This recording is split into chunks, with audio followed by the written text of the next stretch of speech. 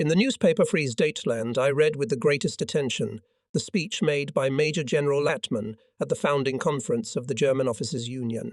He spoke of the military oath. Like many participants in the battles of Stalingrad, this question at that time very much occupied me. Generations of German officers considered the military oath sworn to the head of state the most sacred attribute of a soldier's honor. Were there reasons that could justify breaking the oath? Lattmann proceeded from the ethical content of the oath, from the relationship of loyalty between the leader and the executor, which was mutually cemented by the oath. He recalled the order of one of the corps commanders, given long before the end of the fighting in the cauldron. The Führer ordered that we fight to the last man. That's what God ordered, my soldiers. In this sense, tens of thousands of soldiers remained faithful to their oath to the end. However, how far is this loyalty allowed to go? If we imagine what this loyalty leads to, said Lattmann, we come to the conclusion: let Germany perish, but we will not break our oath. In this final conclusion lies the right to characterize further binding ourselves to the oath as immoral, since we are of the opinion that any further struggle will lead to the death of the German people. We regard the military oath to Adolf Hitler, taken under very different circumstances, as invalid. Because he knew that oath chained us to him, he could make plans that were to make him the greatest of all Germans. The precious blood of our comrades was no longer sacrificed in the name of Germany, but in the name of this idea. Is it not a mockery of the right which he dared to derive from our moral understanding of the formula of the oath? We never swore an oath to make him or us. For example, Mr. Europe, we swore by God to be most faithful in the event of fighting for Germany, but he to whom we took a vow of loyalty has turned the oath into a lie, and now we feel all the more obliged to our people. From this inner obligation we derive our right. Through it we feel also the necessity to act.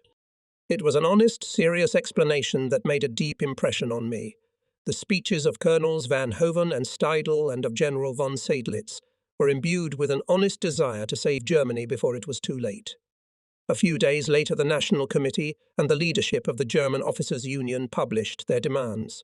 Organized withdrawal of the army to the borders of the Reich under the command of responsibility-conscious leaders in defiance of Hitler's orders. This meant that in defiance of Hitler's order, the Wehrmacht had to withdraw to the borders of the Reich in an organized manner under the command of its generals and thereby demonstrate that it was disassociating itself from Hitler's invasion plans and, as the largest armed force in Germany, intended to oust Hitler and establish peace.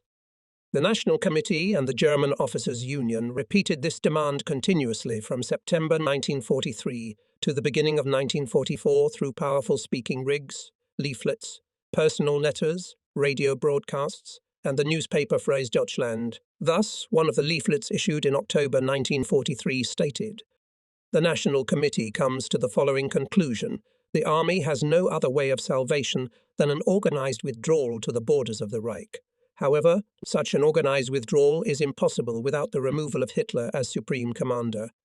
The Wehrmacht went out on campaign as Hitler's army. It will go back without and against Hitler or not at all. Therefore, the leadership of the National Committee Free Germany appeals to the generals. Demand the removal of Hitler, the gravedigger of the Reich and the Wehrmacht, as supreme commander-in-chief. Withdraw your troops back in an organized manner. Prevent the danger that your soldiers will soon rush back to their homeland AWOL and demand power to the officers and soldiers. Demand the immediate withdrawal of the army. Be filled with the consciousness that you will be the bearers of the weapons of freedom of our new Germany." The realization of this slogan would have given Germany politically and militarily great opportunities. National catastrophe would have been averted, millions of lives would have been saved, German cities would not have been destroyed. The world would have received proof that there were powerful forces in Germany itself that had ended, albeit late, Hitler's regime and policies. The starting position for a peace treaty and the building of a new Germany would have been incomparably more favorable than after a further 15 months of war. In vain. It is true that the National Committee for a Free Germany and the German Officers' Union were heard on the German front and partly in Germany. Certainly their words of warning provoked reflection, protected some soldiers and officers in desperate straits from death.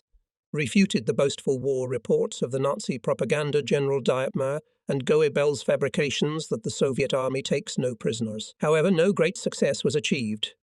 The German generals, as well as the leadership of the National Committee, realized the inevitability of Germany's military defeat.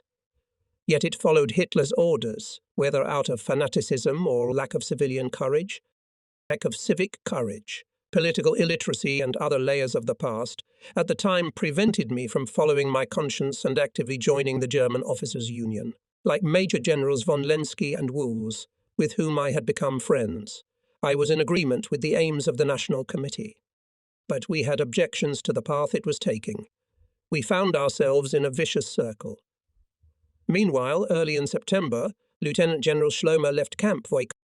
This was not a surprise to most of us. In captivity, Schlomer was always inseparable from von Daniels. We called them Max and Moritz. Probably both generals had long ago agreed to join the Free Germany movement and join the Union of German Officers. General Schlomer, incidentally like General von Dreber, attended the founding meeting of the Union as a guest. In the early fall, the weather was cold and unfriendly. Only occasionally it was possible to sit on a bench in the park. Daily walks became shorter. The work in the garden was also finished this year. To pass the time, I carved chess pieces, cigarette cases, smoking pipes, and other things that gave a little joy to one or the other. Cards were made from the cardboard of cigarette boxes, so that in the long evenings we could play skat or doppelkopf.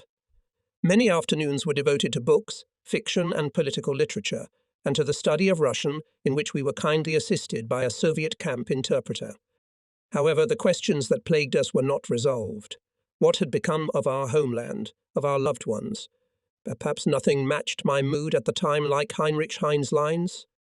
When I think of my native land at night, there is no rest for my sick soul. During these months we left General Hans Wuzis, former Chief of Artillery of the IV Army Corps. He decided to break with the false community of generals in Voikov, who urged to hold out to the end. He left for Lunevo, the seat of the Free Germany National Committee. Suddenly Generals Roske and Rodenburg were on their way. As for Roske, I assumed that he had also decided to join the Union of German Officers. At any rate, in conversations in a narrow circle, he took a businesslike, prudent position.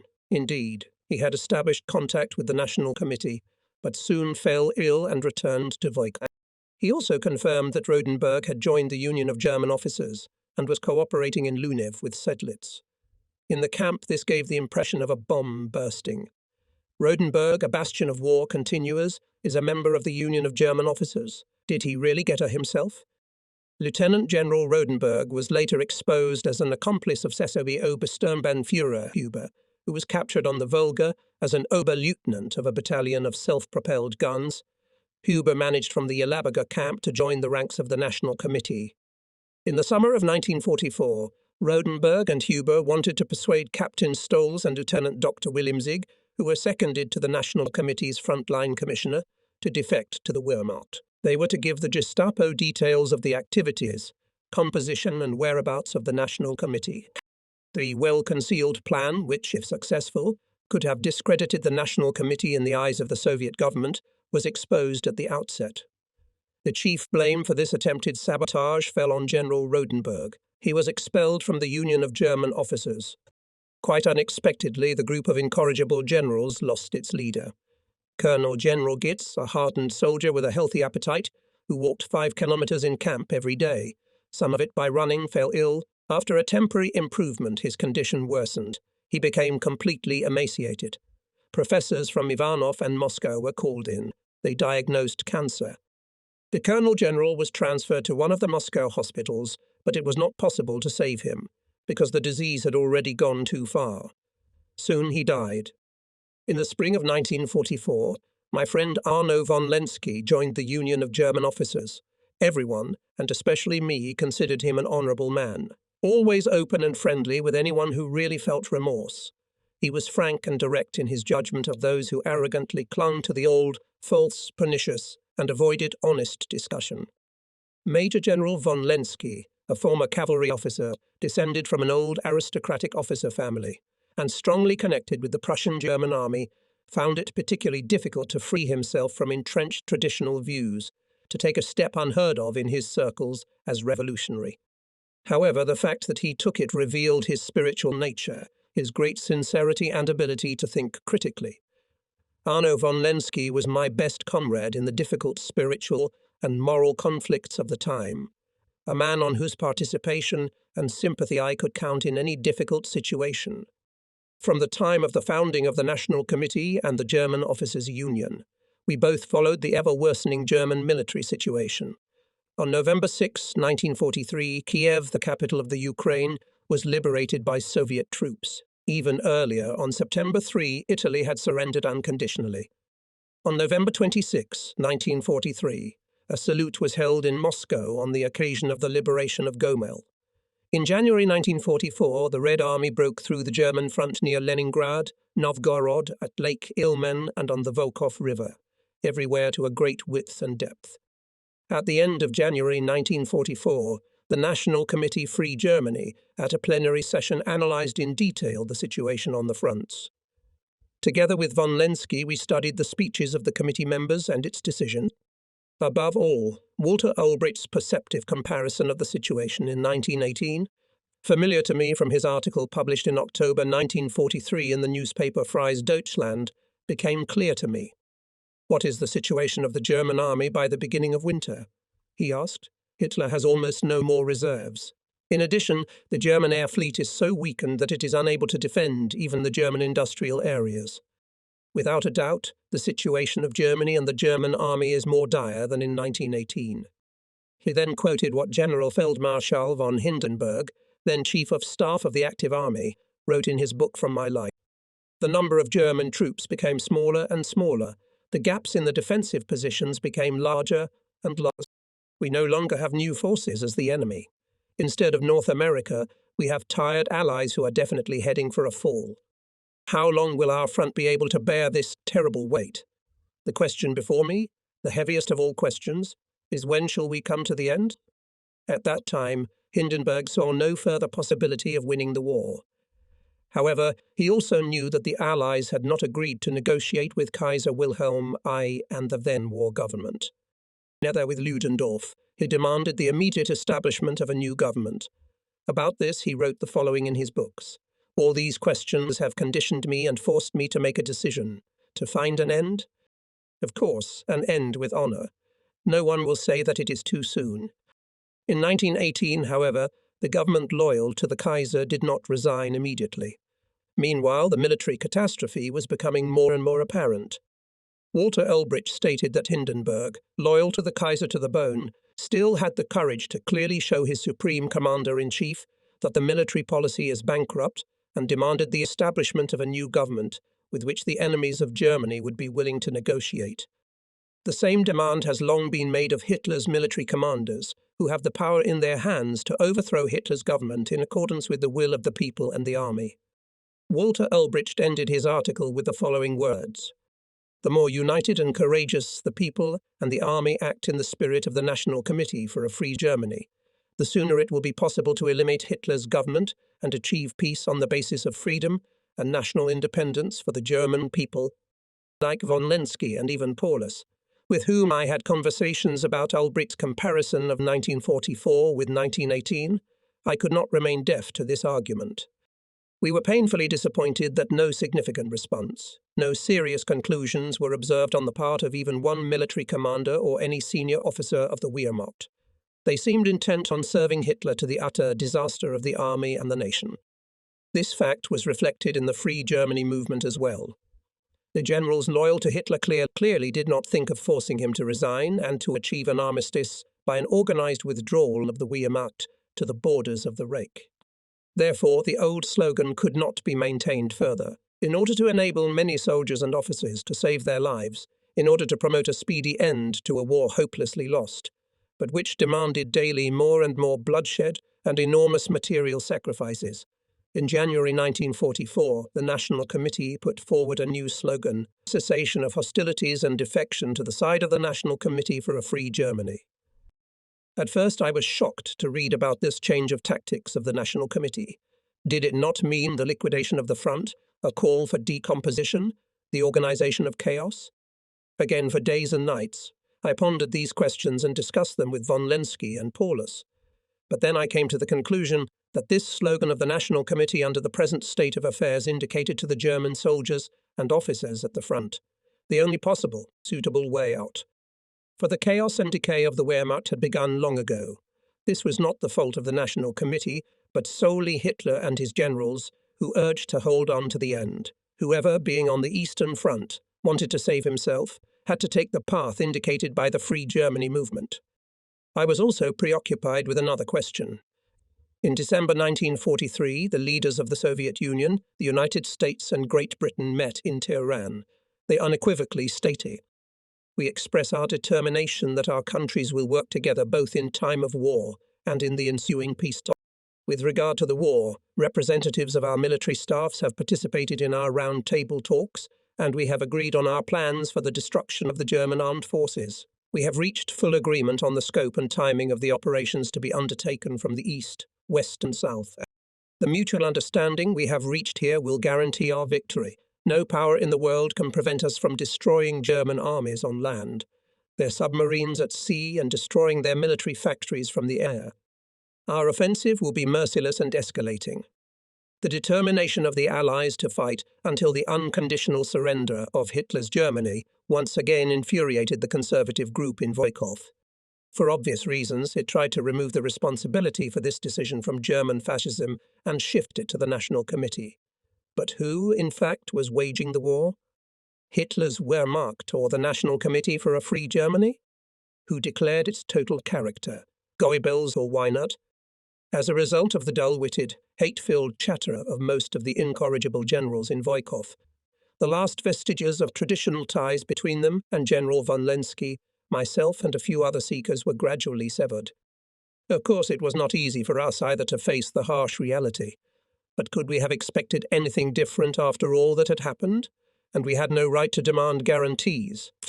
However, I personally was firmly convinced that unconditional surrender did not mean the destruction or enslavement of the German people, but the elimination once and for all Hitler's state, Hitler's Wehrmacht, Hitler's policy. After von Lenski's departure from Voikov, Paulus said to me, "I wonder what you will do. Actually, we could expect that you will leave with Lenski. I know your position. I've also thought about a lot of things over the last year. If you want to join the German Officers' Union, don't give it up because of me. We'll still be good friends, as we've become through years of fighting and conflict together. I will leave you only if I am badly needed somewhere else, Mr. Field Marshal." It happened sooner than we both thought. At the beginning of July 1944, I left for Krasnogorsk. A few days after me, officers who had been captured in the Crimea shortly before arrived there. Among others, I met the Chief of Staff of an infantry division, whose name I do not remember. First of all, I asked him what impression the loss of the 6th Army at Stalingrad had made on the German people. "Officially, it is considered that you all died. Hitler himself repeatedly said so. At the beginning of February last year, a 3-day national mourning period was declared. Imperial radio broadcast a report from a German pilot who seemed to have flown over Stalingrad in the last hour. He claimed to have seen the department store, in the basement of which Paulus and his army headquarters were located, go up in flames. From afar, the smoke from the explosion was seen to blanket the sky. In illustrated magazines appeared drawings, depicting how Paulus and a few staff officers among the corpses shot from automatic rifles to the last cartridge. In many speeches, press reports, radio programs, you were created a halo of glory. We did everything we could to avenge your death. Yes, but tell me, have not leaked rumours that Paulus, Ziedlitz, Daniels, and many others are alive? This is true, replied the Chief of Staff, but it happened gradually and only in parts. Perhaps, even now still in the homeland, no one knows the whole truth about the fate of the 6th Army. The information we have is from the National Committee Free Germany. But we have been writing postcards home regularly for a year and a half, I said. I happen to know that they reached Germany. But perhaps you remember the former adjutant of the ex-Army Corps. He was appointed Chief of Staff for the disbandment of the Stalingrad group of troops. He confidentially told me that postcards of prisoners from near Stalingrad by Hitler's order were not allowed to be given to their families. They are kept in one of the Spandau forts. But that's just plain meanness. I regret that you cannot tell this in the Voikovo camp, where some of the generals persistently claim that the Russians are withholding Red Cross postcards. To the time in Krasnogorsk also belongs my first meeting with Otto Rail, my future friend and co-author of this book. While walking around Camp No. 27, I was greeted by a young officer. From his dialect I thought he was a fellow countryman from Hesse, so I asked him where he was from. It turned out that he was a true Swabian. In the cauldron we were often side by side, he at the divisional medical station of the 305th Infantry, Boden Division, later at the field hospital of the Light Army Corps in the centre of Stalingrad, I at the Army Command Post. I also learned from Otto Rühle that he was taken prisoner on January 30, 1943, about 300 metres from the department store, on the opposite side of Red Square. He had already joined the National Committee for a Free Germany a year earlier. I was delighted to meet this handsome Württemberger, but did not yet know that 4 years later we would become close friends. I was looking forward to meeting and talking with my friend Arno von Lenski. I wanted to have one more brief conversation with him before I joined the German Officers' Union. During the year and a half of life in captivity, I had become accustomed to the fact that some outwardly simple things take a long time to accomplish. The Russian standard expression for this was the word will, which we heard so often. So I stocked up on patience, spending time reading, walking, talking. On July 21, 1944, as I was sitting just outside the open window of my room, I heard that the prisoners of war were asked to gather outside the camp. I, too, went outside and sat on a bench at the entrance to the log house where I lived. An excited interpreter with Pravda in his hands stood in front of the formation and loudly read that on July 20 an assassination attempt had been made on Hitler. During an operational meeting at the headquarters near Letzen, Colonel of the General Staff Count Schenk von Stauffenberg planted a bomb. Hitler, as well as several generals, were lightly wounded. The senior adjutant, General Schmundt, was killed. Like me, all the assembled captured officers and soldiers held their breath. Stauffenberg I knew a little bit, as he used to be at the headquarters of the 6th Army. When his name was called, I jumped up and moved closer to the interpreter so as not to miss a word. So ran through my mind, there were still forces in the homeland which drew conclusions from the disastrous policy of Hitler and began. In my heart I was glad that I had joined the German Officers' Union at the very time when open resistance to Hitler was manifesting itself in the homeland. I eagerly awaited further news. I was satisfied that among the rioters, besides Stauffenberg, were such men as Field Marshal von Witzelben, Colonel General Beck, Generals Feldgebel, Olbricht, Colonels Fink, Mertz von Quernheim, and others. I was disappointed that, with the help of his obedient generals and officers, as well as SS Hitler was able to relatively easily suppress the rebellion and massacre the conspirators. Undoubtedly, their main mistake was that they hoped to eliminate Hitler through a narrow coup d'état, unlike the National Committee for a Free Germany, which saw in the masses of the people and the army a force capable of overthrowing Hitler and creating a truly national, peace-loving and democratic Germany. Thus, for example, the 11th paragraph of the 25 Points to End the War, published by the National Committee for a Free Germany in March 1944, stated, "The National Committee accepts the legacy, however heavy it may be. It accepts it with a proud sense of duty, for it is a truly national task. It accepts it with full confidence of success, because he believes in the strength of our nation.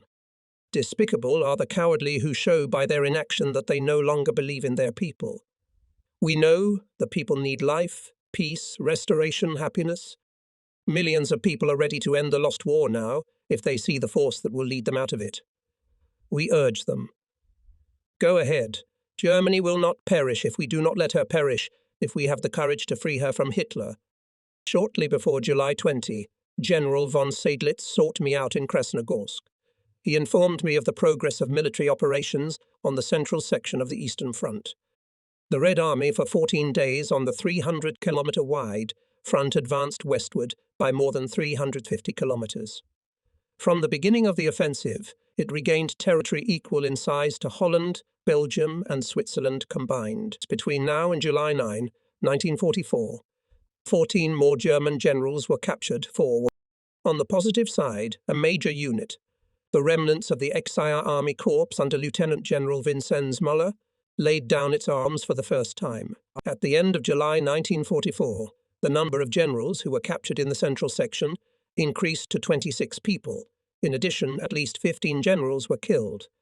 Army Group Center had been defeated. From Lake Pipsy to Galicia, the Wehrmacht was rolling westward under the blows of the Red Army. The destruction of the German army, which the National Committee had predicted since its founding, was in full swing. Arno von Lenski, who sought me out the next day, formalized my membership in the German Officers' Union. Now, having taken this step, I felt inwardly relieved. Looking back, I see that my path from the end of the battle in encirclement on the Volga to the open, active struggle against Hitler was too long and full of contradictions. I had to overcome many obstacles to come to correct theoretical conclusions about the military, political and moral situation of Hitler's Germany. It is true that in Stalingrad Hitler and his regime exposed themselves as a system of cynical contempt for people and despicable treachery. However, I personally believe that I was following my straight path. Would I now have to become a traitor? Did I have the right to endanger my relatives back home? Could I abandon the field marshal whom I respected so much? Answering these questions took time. It also took a long way to answer the question of how I, a prisoner of war officer, could contribute to the overthrow of Hitler and what would happen afterward. And even when theoretically these contradictory problems had become clear to me, something else was required. The most decisive, perhaps even the most difficult. Civilian courage. It was not the same as courage in war. Courage in war is directly or indirectly followed by orders from a higher command authority. The civilian courage required to stand up for Germany against Hitler could not rest on any such order. On the contrary, it meant refusing to obey such orders. It was based on the voice of conscience and common sense. In the days that followed, I met and talked on various matters with Generals von Seydlitz, Lattmann, Dr. Corfez, and von Lenski. I was greatly relieved when I learned that Paulus was on his way from Voikov to Moscow. A few days later, Seydlitz and I visited him. Our conversation was extremely friendly. Paulus was glad to escape from the musty atmosphere of Voikov. The report of the assassination attempt on Hitler caused outrage in most generals, but some still felt less confident. Field Marshal openly expressed his sympathies toward the National Committee Free Germany and the Union of German Officers. I bade him farewell, confident that we could count on his cooperation in the near future. Lunevo, the residence of the National Committee Free Germany and the Presidium of the German Officers' Union, was now my place of residence and activity for 2 years. I came into closer contact with generals and officers whom I already knew. General Walter von Seydlitz, a soldier to the core who had rebelled against Hitler while still surrounded. Major General Dr. Otto Corfez, a historian who had been against the mass shootings of hostages and Jews even during the 1941 offensive. Major General Martin Lattmann, a former convinced National Socialist who saw his ideals ridiculed and betrayed by Hitler. Major General Arno von Lenski, a close friend of mine and former cavalry officer. Colonel Luitpold Steidl, standing close to Catholic action, a fearless regimental commander. The engineers, Major Karl Goetz and Major Herbert Steslin. Major Heinrich Hohmann, son of a Hamburg shipowner. Major Egbert von Frankenberg, a flying officer of an old officer family.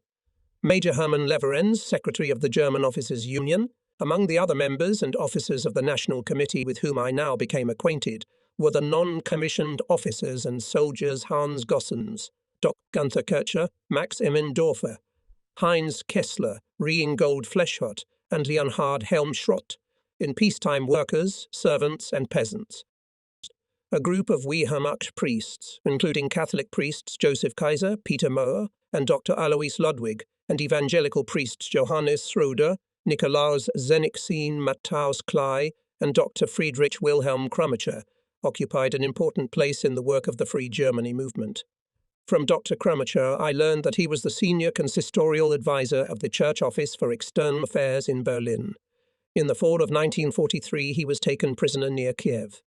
After the German troops retreated, the Soviet Extraordinary State Commission found that more than 195,000 innocent Kiev residents, men, women, children, and the elderly, had been shot, hanged, or gassed during the occupation. Friedrich Wilhelm Krummacher saw some of the exhumed corpses in Babi Yar, on the outskirts of Kiev. Shocked by these heinous atrocities of fascism, Krummacher, an evangelical divisional priest, joined the Free Germany movement. Before I arrived in Lunevo, he and 24 other priests had issued a proclamation to Christians at the front and at home, which stated, "With boundless arrogance Hitler has kindled the fires of this war. With cynical frankness he has declared conquest and violence against other countries to be the aim of the war. For these ruinous purposes he forces, without any moral right, only to prolong the domination of violence, millions of German soldiers to bleed to death at the front, and subjects the flourishing cities, women and children at home to destruction by air warfare. It dishonours the honour of the German name with unparalleled atrocities in occupied countries, with bloody terror against its own people. You must not remain silent any longer, because silence means complicity and betrayal of the covenants of Christ and of your Church. It is the duty of every Christian to reveal to the seducers and the seduced the divine judgment and the divine command. It is the duty of every Christian to repent of obedience to the commandments of the Most High, to have a clear conscience and unstained honour, but only by passively waiting for a miracle. This no German or Christian can do, with all the strength of our Christian faith. Detach yourself from the mood of doom and dull despair. Fight with prayer in your heart, with free speech and resolute action for immediate peace, for the freedom and salvation of our people. It depends on you that at the same time as the verdict that mankind passes on Hitler, the verdict on the German people is not passed. By overthrowing Hitler, you must pave the way for the German people into a new future. Therefore join, as we have done, in the struggle of the German liberation movement. Fight and fight together with us in the People's Committees of the Free Germany movement. They carry the liberation and renewal of Germany. No oath can prevent such a struggle, because your oath, taken in the name of God, binds you only to the service of our people. The outcome of this struggle for the life of our nation is decided daily at the front and at home. Therefore, oppose the anti-Christian and nation-destroying National Socialism with a life of effective Christian faith. In the course of time, I also met in Luno those who had escaped concentration camps, or the death that threatened them as communists in Hitler's Germany, by emigration and had found refuge in the Soviet Union. Such was the chairman of the National Committee for a Free Germany, the writer Erich Weinert. His name, together with the names of Walter Ulbricht and Willy Brederhall, met me in leaflets during the battle on the Volga. In Voikov I got a volume of his poems. One of them made a great impression on me. Germany is an enemy to the world. But what kind of Germany? That's the point. We know there are different kinds of Germanys. Cursed by one and honoured by the other. One of them was pocketed by Hitler. The other is true to her glorious fate. There'll never be a dishonourable Germany. A new Germany to rise from the dust. As we fight the first Germany, we are bringing the second closer to victory.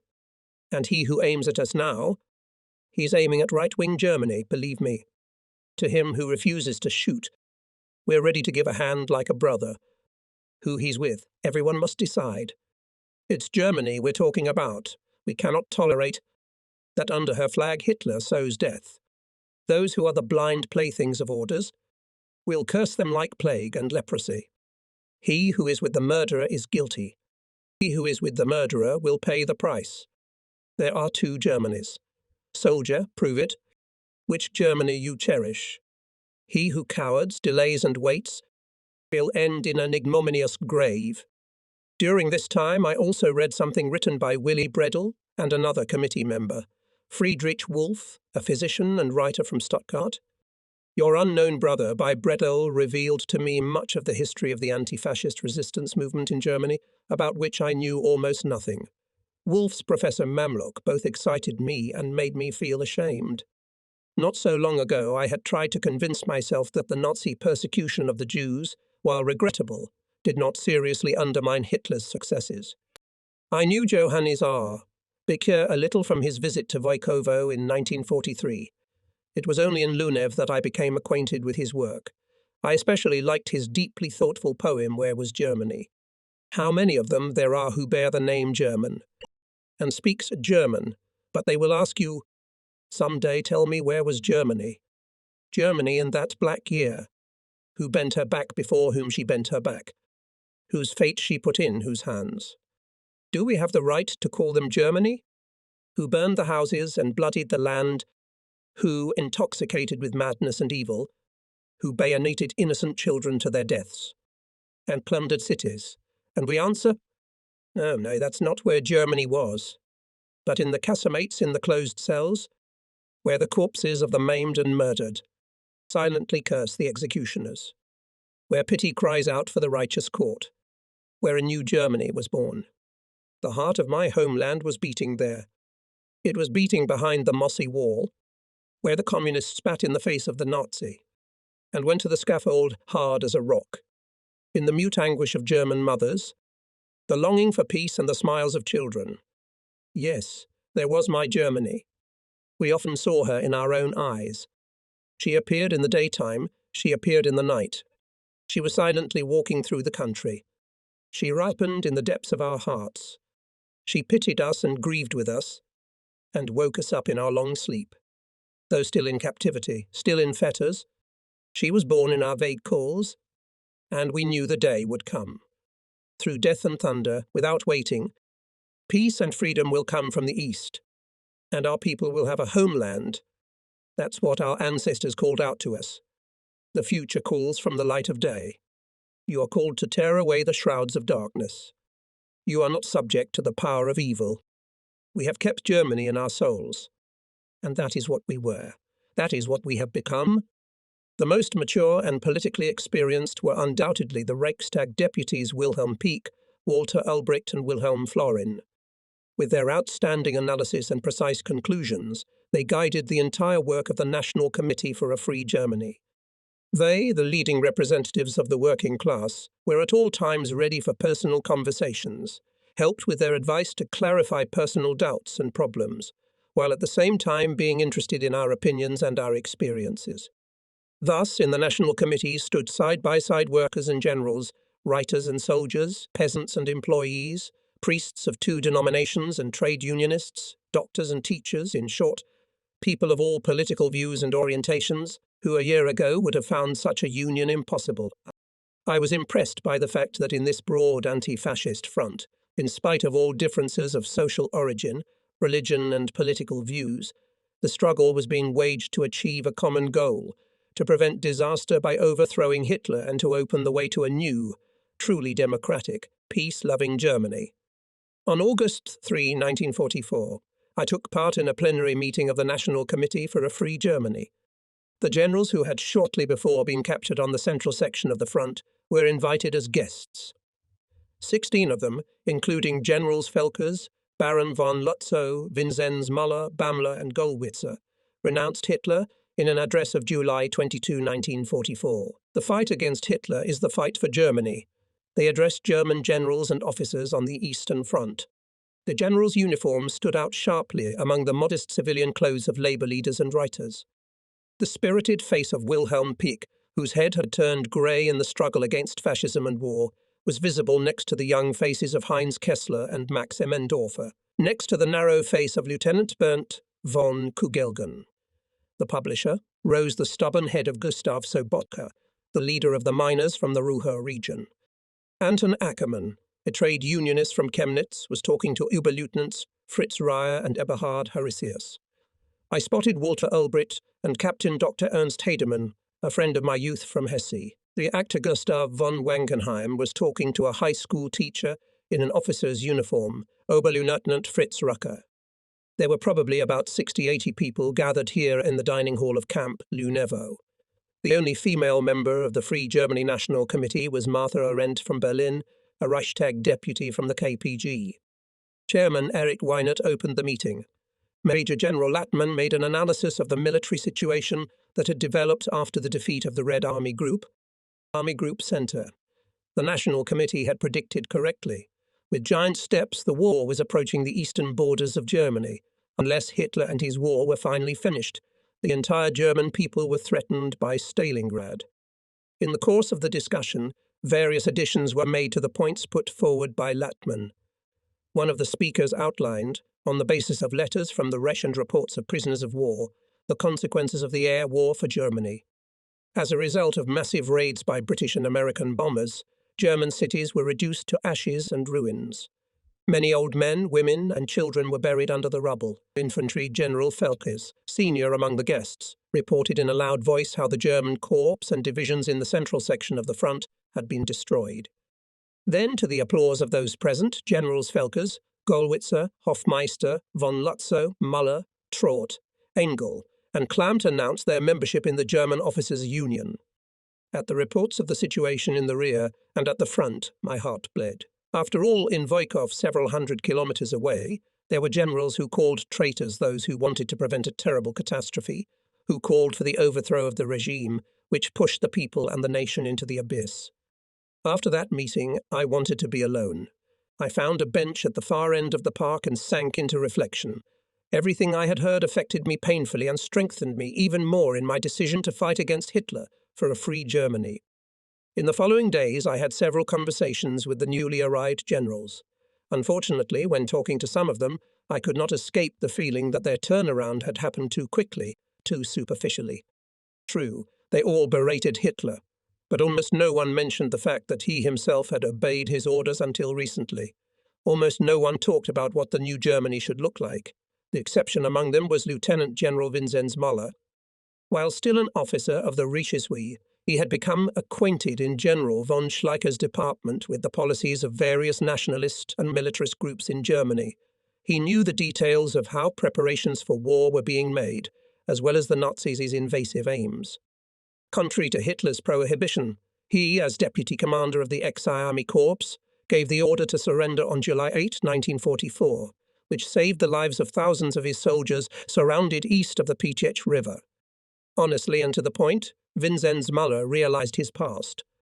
In contrast to most of the conspirators of July 20, 1944, who deliberately did not involve the masses, Vinzenz Müller defended the idea of a popular struggle against Hitler's regime. While the circles around Goadila and the majority of the military men who took part in the assassination attempt were anti-Soviet and even thought of ending the war in the West alone after Hitler's removal, but continuing it in the East, Lieutenant General Müller advocated full cooperation with all nations, above all a lasting friendship with the Soviet Union. Vinzenz Müller was the most consistent among the German generals captured on the central section of the front in 1944. He took the signing of the appeal of 50 generals in December 1944 very seriously. In the newspaper Freies Deutschland and in broadcasts of the radio station Free Germany, he outlined the meaning and purpose of this appeal. On December 17, for example, he made the following comment. While at the front, for all our doubts, we still believed the false propaganda of the National Socialist leadership, not allowing the thought that the Nazi state leaders were capable of condemning their people to death without hesitation. At that time, because of our limited outlook, we did not yet realize the hopelessness of the situation. That is why we could not and did not dare to establish appropriate contacts with each other and with our subordinates and to move to joint action. Hitler's treachery condemned the German troops, who bravely and steadfastly performed their duty, to numerous defeats, which not only convinced us that the war unleashed by Hitler has already been lost, but also showed how grave a crime against our people and the peoples of the world it is in itself. The 50 generals addressing the German people from Russian captivity are themselves testimony to the catastrophic scale of our defeats, carefully concealed until now from the German people. No one has induced them to make this address, in which they unanimously and responsibly declare the hopelessness of our situation. This in turn proves that only the overthrow of Hitler and the criminal terrorist regime of the National Socialists will open the way to peace, the salvation of the German people and the creation of a new democratic Germany. Vinzenz Müller attracted me with his frankness and directness, and now I recall with pleasure some very important meetings with him in Luno, which laid the foundation for our later friendships. I had many conversations also with General Hofmeister. Once he mentioned that he had heard stories of the Army Chief of Engineers who had flown out of the Stalingrad cauldron. Colonel Zell? I asked. Yes, that was his name. In the dining room of his former battalion in Hamburg's Harburg, he told officers and other visitors about the criminal frivolity with which the High Command sent the Sixth Army to its doom. Probably someone had denounced him. He was arrested and imprisoned in Spandau prison. His fate is unknown. I felt sorry for Zell. However, his attempt to name the main culprits by their real names deserved every respect. August 8, 1944. On the day when General Field Marshal von Witzleben was hanged in Berlin on Hitler's orders, Field Marshal Paulus abandoned the restraint he had shown for more than a year and a half. In the evening, he appeared on the program of the radio station Free Germany. Worried, we sat in Lunev in front of radios. And here came a voice that sounded familiar to me. Recent events have made for Germany the continuation of the war tantamount to a senseless sacrifice. For Germany, the war is lost. Germany has found itself in this position as a result of the state and military leadership of Adolf Hitler. In addition, the methods of treatment of the population in the occupied areas by some of Hitler's commissioners disgust every real soldier and every real German and provoke worldwide angry reproaches against us. Unless the German people themselves renounce these actions, they will have to bear full responsibility for them. Germany must renounce Adolf Hitler and establish a new state power which will end the war and create conditions for our people to continue living, and to establish peaceful, even friendly relations with our present adversaries. On August 14, 1944, the Field Marshal announced his membership in the German Officers of Union. A few days later, on August 22, he explained his move in detail at a plenary meeting of the National Committee for a Free Germany. At this meeting, General von Seydlitz made a report on the work of the National Committee during the past year. The nature of the task struck me. Explanatory work at the front by means of sound broadcasting stations, leaflets and personal letters to German commanders, conversations with prisoners of war at assembly points just behind the front line, recruitment and explanatory work in all prisoner of war camps, publication of the newspaper Freies Deutschland and an illustrated edition, radio broadcasts, which were conducted from Moscow and often rebroadcast by various European stations. The German military situation was becoming utterly chaotic. The very next day, Romania withdrew from. The Balkan front was defeated. German forces in Greece and on the island of Crete were cut off. The Red Army advanced far into the interior of Hungary. Army Group Southern Ukraine was defeated. Army Group north of 350,000 men was. In the west, the Allies who landed in northern France in June 1944 were advancing. In the near future, the theatre of war was to become the territory of Germany. A national committee, which wanted with all its might to prevent such a development, reiterated that only the joint struggle of the army and the people could mitigate the catastrophe.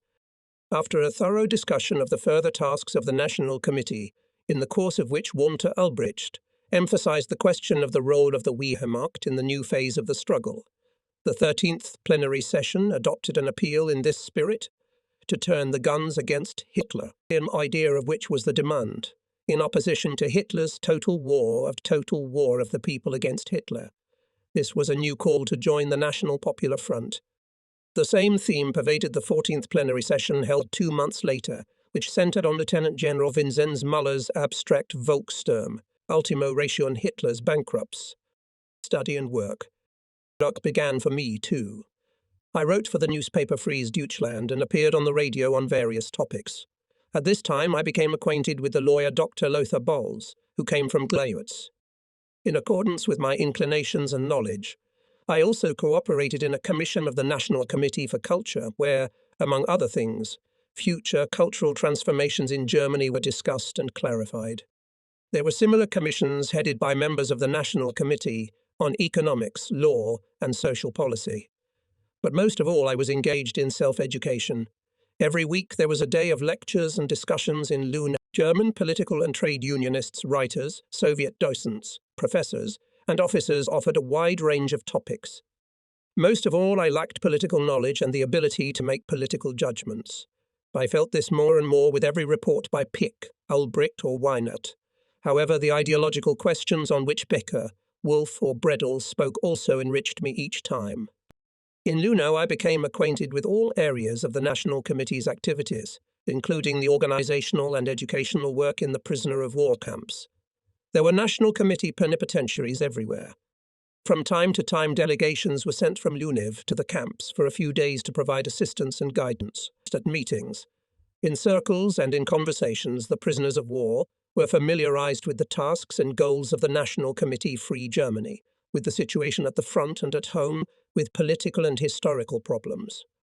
Cultural amateur activities in choirs, amateur drama groups, orchestras, as well as the development of sports were promoted.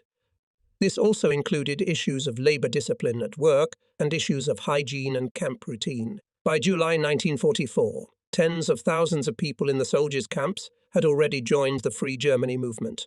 Every day more new lists with signatures arrived at Lunevo. More difficult was the work in the prisoner of war camps for officers.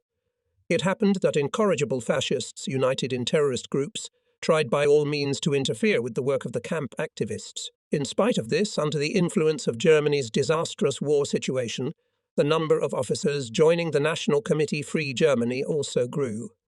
Even in the general camp Voikovo, most of the Stalingrad generals, who had long had a negative attitude, now decided to cooperate with the National Committee. Though less important, until the end of the war even more urgent, was the work of the National Committee at the front.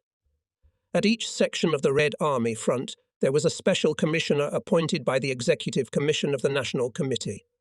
At his disposal were prisoners of war soldiers and officers who worked as proxies at the headquarters of Soviet armies and divisions.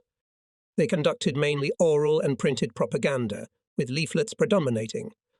Some of them set forth the aims of the National Committee and called for large groups to surrender. Others exposed the nature of the war and Hitler's regime, described the Soviet captivity, and, on the basis of the situation on a given section of the front, proved the senselessness of resistance. A certain role was also played by personal letters sent to generals and commanders with prisoners of war released back to them. Sound broadcasting stations of varying power and range were also an important means of influence. The broadcasts had the same content as leaflets, but were more attuned to immediate events at the front. Increasingly, individual prisoners of war were sent back. Above all, this showed that, contrary to Goebbels' propaganda, Soviet captivity existed. Most of them were given the task of organizing groups of National Committee supporters in the Wehrmacht and bringing them to the front plenipotentiary at agreed times. The front plenipotentiaries utilized the results of all these activities, talking to new prisoners of war, and at the assembly points conducting explanatory work about captivity and martial law. They directed all the work in their section of the front, prepared leaflets, broadcasts, and information for the proxies. They also kept in touch with the National Committee in Lunev. Repeatedly, on special occasions, the National Committee and the Presidium of the German Officers' Union sent representative delegations to the front. Thus, in early February 1944, General von Seydlitz, accompanied by Major General Korfes, Major Leverens, and Captain Heidemann, went to the Korsun-Shevchenkovsky cauldron to support the groups under Colonel Steidl and Lieutenant von Kugelgen, who were working there on the National Committee's assignment.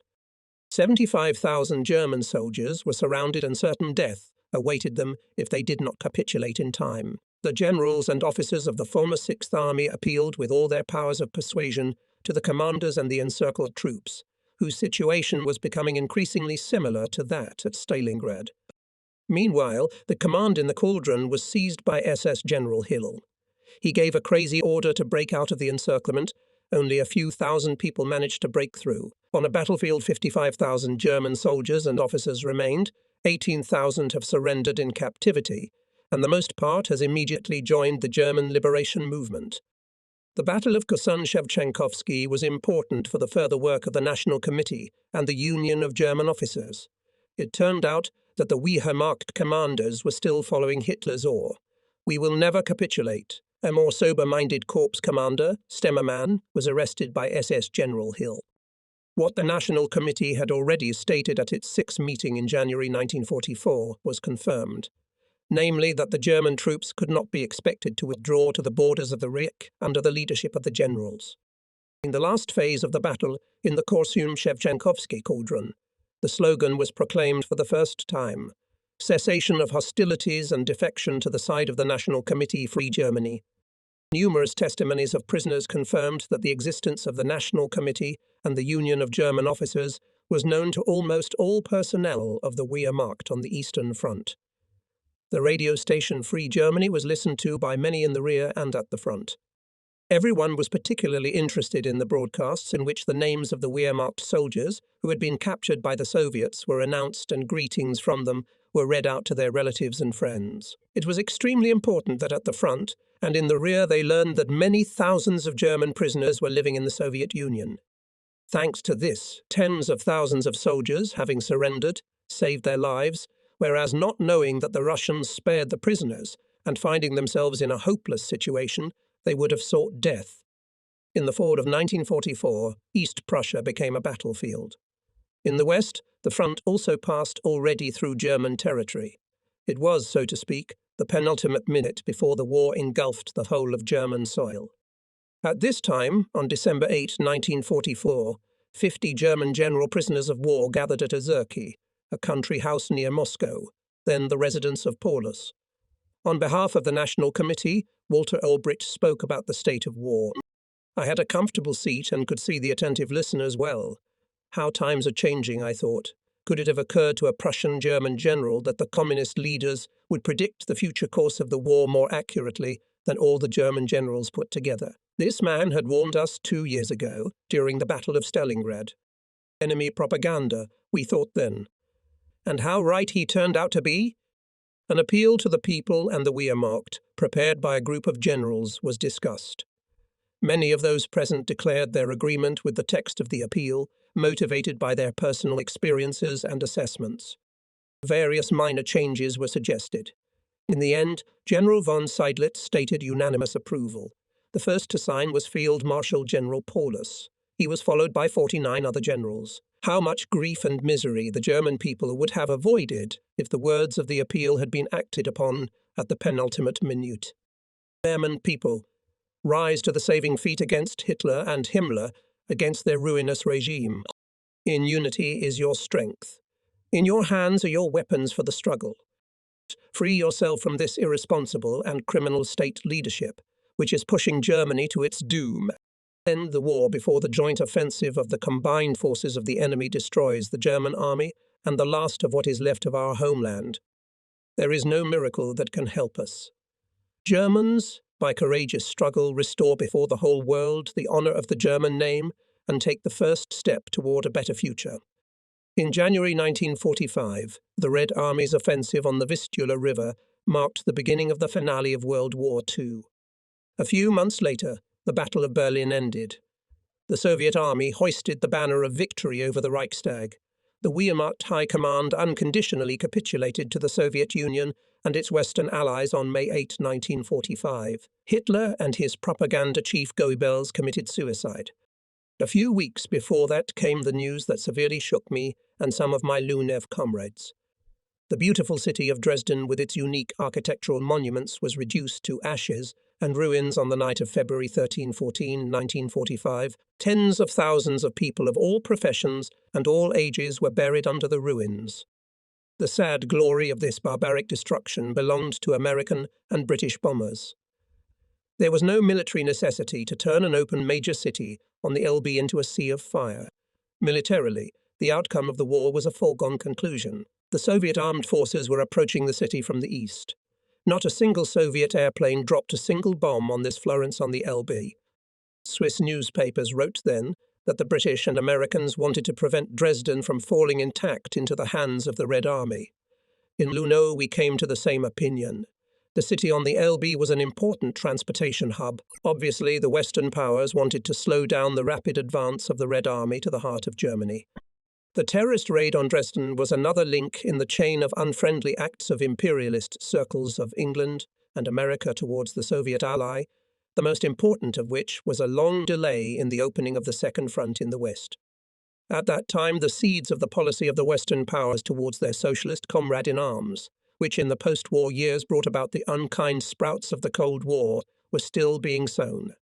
As the war drew to a close, the question of what the new Germany should be like took on more and more importance and space in our discussions. The basic principles were enumerated as early as the Manifesto of the National Committee for a Free Germany of July 13, 1943. Our goal is a free Germany.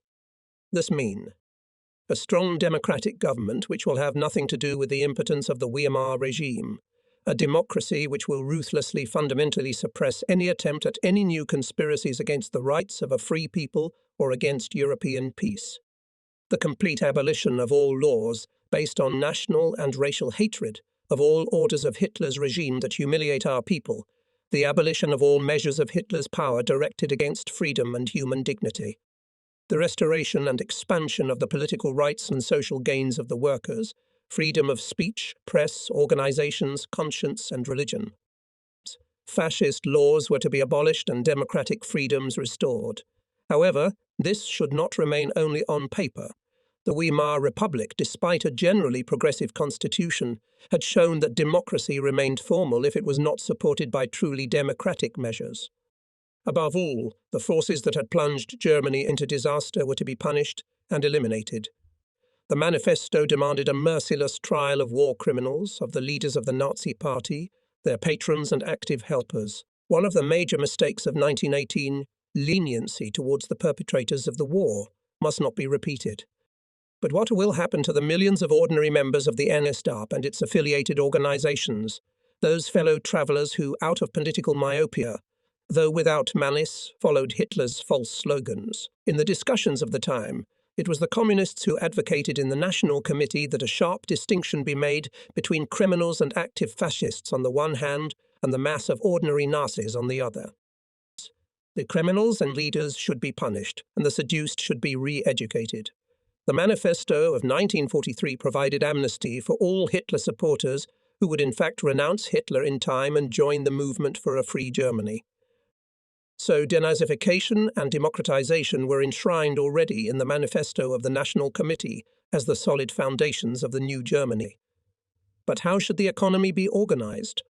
As a result of discussions and self-study, as well as reports by communist political figures, it became clear to me that it was the large concerns and banks that were most incited to war, although their representatives wrinkled their noses contemptuously about this plebeian Hitler, but he was still their man, because he went along with their desire for new sources of raw materials, factories and cheap labour. Therefore they financed him and assured their support even before he came to power. Most industrial monopolies became large and powerful as a result of the arms race and wars. A striking example of this is the history of the Krupp firm in Essen. Its foundation dates back to 1785, when Friedrich Krupp, having paid a few thousand thalers, became the owner of the metallurgical plant Gut Hoffnungshutte. As a result of skillful speculation, he managed, albeit slightly. However, the real Krupp era began with his eldest son Alfred, who after the death of his father inherited his factory with 7 workers. This happened at the end of 1826. In 1834, the number of workers in the Essen factory had already increased to 50. In 1844, there were 130 workers. Between 1859 and 1861, a gigantic 500-centner hammer Fritz was built for 600,000 thalers. During the next 15 years, Krupp bought up a number of enterprises. Only for the mine Hanover near Bochum in 1872, he paid 50,000 thalers. After the Grundeskogo crisis in 1873, he already employed more than 17,000 workers. In 1919, there were 79,000, and during the Second World War, 250,000 workers and employees. In Krupp's memoirs, this monstrous growth is attributed simply to the thrift, diligence, and foresight of the entrepreneurs. In reality, the firm's wealth was created in less than 100 years by the sweat and labour of the workers. The Krupps made money on supplies for railroads and shipping, but above all on cannons and other military products. As early as 1859, the Prussian government decided to order Krupp 306-pound field guns. This was followed by Belgian and Russian orders. In 1861, the first cannon shop was built. In 1862, the second and third. In 1866, Prussia ordered 1562 barrels for field guns. In 1868, several dozen gun barrels were ordered for the Navy for the first time. This was followed by equipment for coastal artillery, armour plates for large warships, etc. Since the middle of the last century, Krupp has made billions of dollars in profits from all wars. To what shamelessness reached its transactions shows the famous patent agreement concluded before the First World War with the British military firm Vickers. Armstrong, which gave this firm the right to manufacture an extremely effective fuse for grenades, invented in Germany. After the end of the war, Krupp, through the court, demanded from the British firm to pay for licenses under this patent. He calculated that the British had thrown 123 million hand grenades with Krupp fuses at German soldiers. As compensation, the English firm gave the Krupps a share in its armaments factory in Myers, Spain. Gustav Krupp von Bohlen und Galbach and his son Alfred, along with other concern owners, were extolled and honoured by Hitler as patriots of the Greater German Reich. I had not seen this as a big deal before. Why not honour these Ruhr industrialists? After all, for the fifth or sixth generation they had been supplying the German army and the German navy with good and reliable weapons. The thought did not occur to me that these weapons were not used in the interests of the people, but in the interests of a numerically small group of families hungry for power and profit. True, the senseless death of the Sixth Army in the Battle of the Volga shook me up. However, it was only in Soviet captivity that much became clear to me, and I revised my views. Here I learned that the Krupps not only supplied weapons to Wilhelm I and Hitler, but were directly involved in determining their policies. Their hand was also felt when, before the First World War, the Kaiser's Germany, rattling its arms, made forays into China, Morocco and Turkey in a show of force. Krupp contributed significantly to Hitler's rise to power and the preparation of World War II. The communists, the leaders of the working class, opened my eyes to these interconnections. I was particularly impressed by some of Karl Liebknecht's speeches in the Reichstag, which I came across in the library in Luno. Writ his expression, "Great is militarism, and Krupp is its profit mut." This passionate enemy of militarism and war touched on the truth that the powerful military industrialists had deliberately concealed. He proved that the Krupp directors systematically bribed officials and officers of Kaiser's Germany. In a newspaper article of August 28, 1913, Liebknecht characterized the situation in the following words.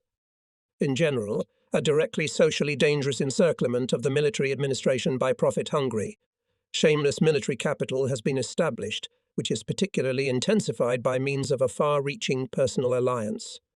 This includes the demoralizing effect of the prospect of obtaining a post in a millionaire firm. To obtain service with Krupp is for officers and administration officials a brilliant advancement. What could be more understandable than the effort to win Krupp's favour by various favours? This source of corruption is among the most potent and poisonous. Recovery is impossible unless it is eliminated. Looking ahead, it should be said at once that Gustav Krupp von Bohlen and Galbach was among the main war criminals tried by the International Military Tribunal in Nuremberg. In this case, even on the American side, there were many accusatory materials, including a statement from the March 1940 issue of the Krupp Journal. It showed that the Krupp family, together with other businessmen, began to prepare a new one shortly after the end of the First World War. Gustav Krupp stated on March 1, 1904, "I wanted and had to keep my enterprises, despite the opposition, as war factories for the future, even if this had to be done in a veiled form.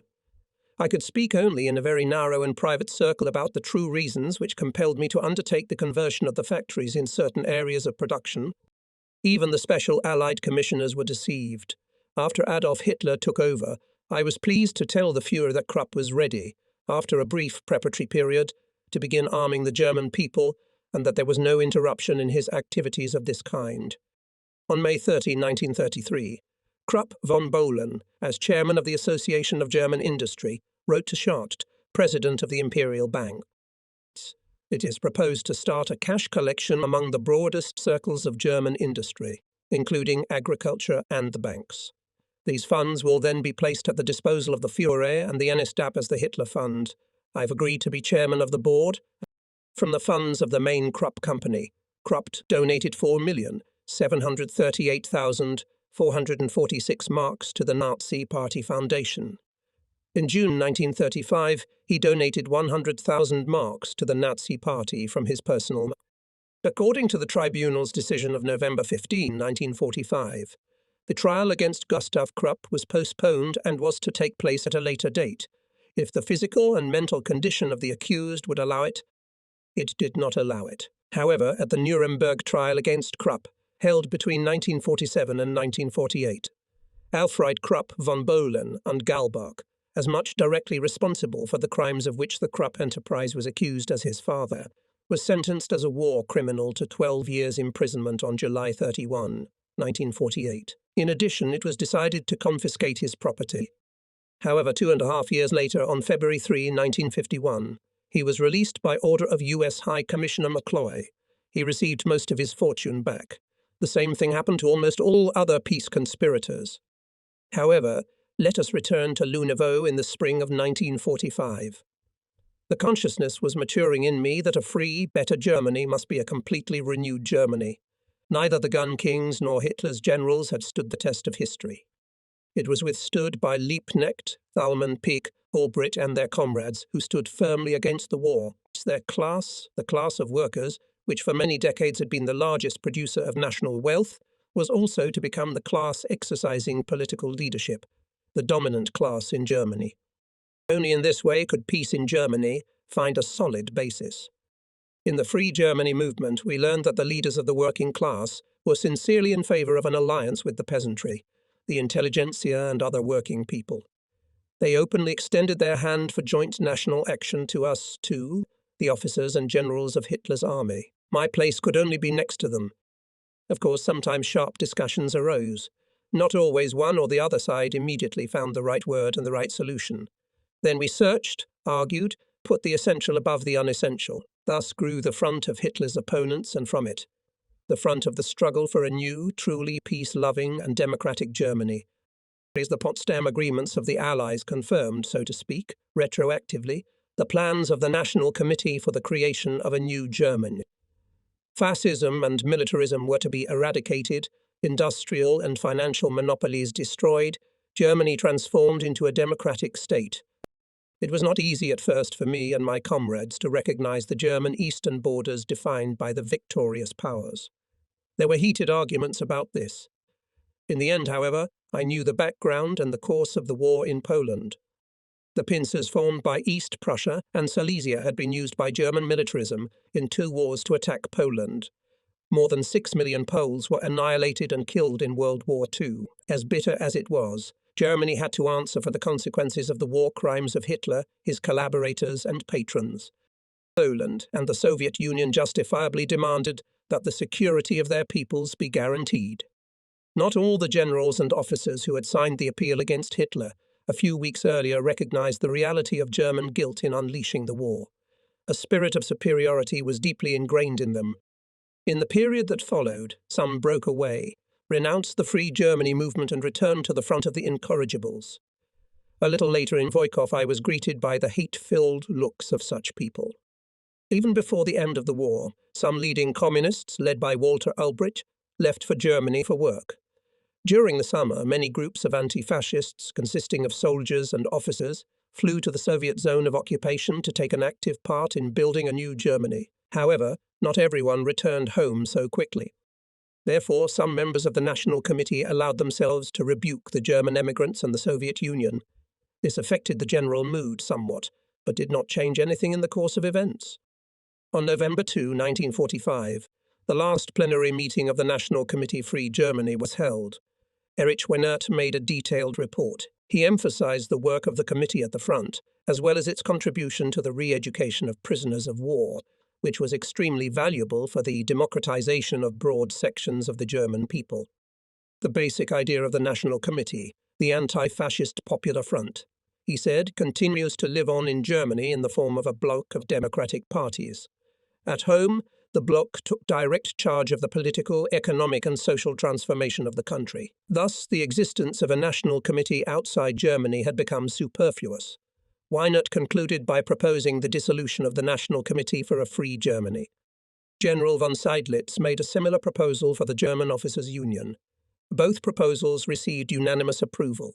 The radio station and the editorial office of the newspaper Freies Deutschland also ceased operations. On October 18, 1945, an organizational meeting of the International Military Tribunal was held in Berlin to adopt an indictment against the chief war criminals. At our place, it was an occasion for discussion. I felt satisfied that Hitler's closest collaborators, Göring, Keitel, Jodl, Rieder, Der, Dönitz, Rosenberg, Ribbentrop and others, would answer for the crimes against peace and humanity of which they were guilty. Pravda and Izvestia published whole pages every day about the proceedings, printed reports that revealed so many sordid details. And I, as a German, sometimes felt utterly overwhelmed. So this is what I participated in for a number of years, and did my best to support a thoroughly inhumane and criminal goal? Paulus was working very hard. I assumed that it was connected with the trial, but still I was astonished to hear on the radio that he appeared in Nuremberg as a witness against war criminals. In the hours when he, bound by Hitler's orders, had decided on the desperate resistance in the cauldron on the Volga, He had sometimes spoken bitterly about the war in general. But now, in his testimony at Nuremberg, he found the strength to condemn the war unequivocally. He unabashedly revealed the background of the war of conquest against the Soviets, which had been systematically prepared by Hitler's Germany since the fall of 1940. Here are some excerpts from the interrogation conducted by the chief Soviet prosecutor, General Rudenko. How and under what circumstances was the armed attack on the Soviet Union prepared by Hitler's government and the high command of the German forces carried out? The attack on the Soviet Union took place, as I have already said, after long preparations and according to a strictly thought-out plan. The troops which were to carry out the attack were first placed on an appropriate bridgehead. Only by special order were they partially withdrawn to their original positions, and then simultaneously advanced along the entire front line, from Romania to East Prussia. The Finnish theatre of military operations should be excluded from this. A very complex deceptive manoeuvre was organized, which was carried out in Norway and from the French coast. These operations were to create the appearance of operations planned against England, and thus divert Russian attention. Not only operational surprises, however, were foreseen. Every opportunity to mislead the enemy was also foreseen. This meant that they went to the extent of forbidding explicit reconnaissance on the frontier, thereby allowing possible losses in the name of achieving a surprise attack. But it also meant that there was no fear that the enemy would suddenly try to cross the border. All these arrangements indicate that what is involved here is a criminal attack. Which of the defendants was an active participant in unleashing a war of aggression against the Soviet Union? Of the defendants, as far as I can see them here, I want to name here the following most important advisers of Hitler: Keitel, Jodl, Göring, as Chief Marshal and Commander-in-Chief of the German Air Force, and as Commissioner of Armaments. I have heard that Paulus also spent a few days in Dresden. I would love to learn personally from him how this city and other German cities look like. But so far I have not met with him, because after returning to the Soviet Union, he lived in a new place. At this time, however, the following incident happened to me. In March or April 1946, I was summoned to the commandant of our camp.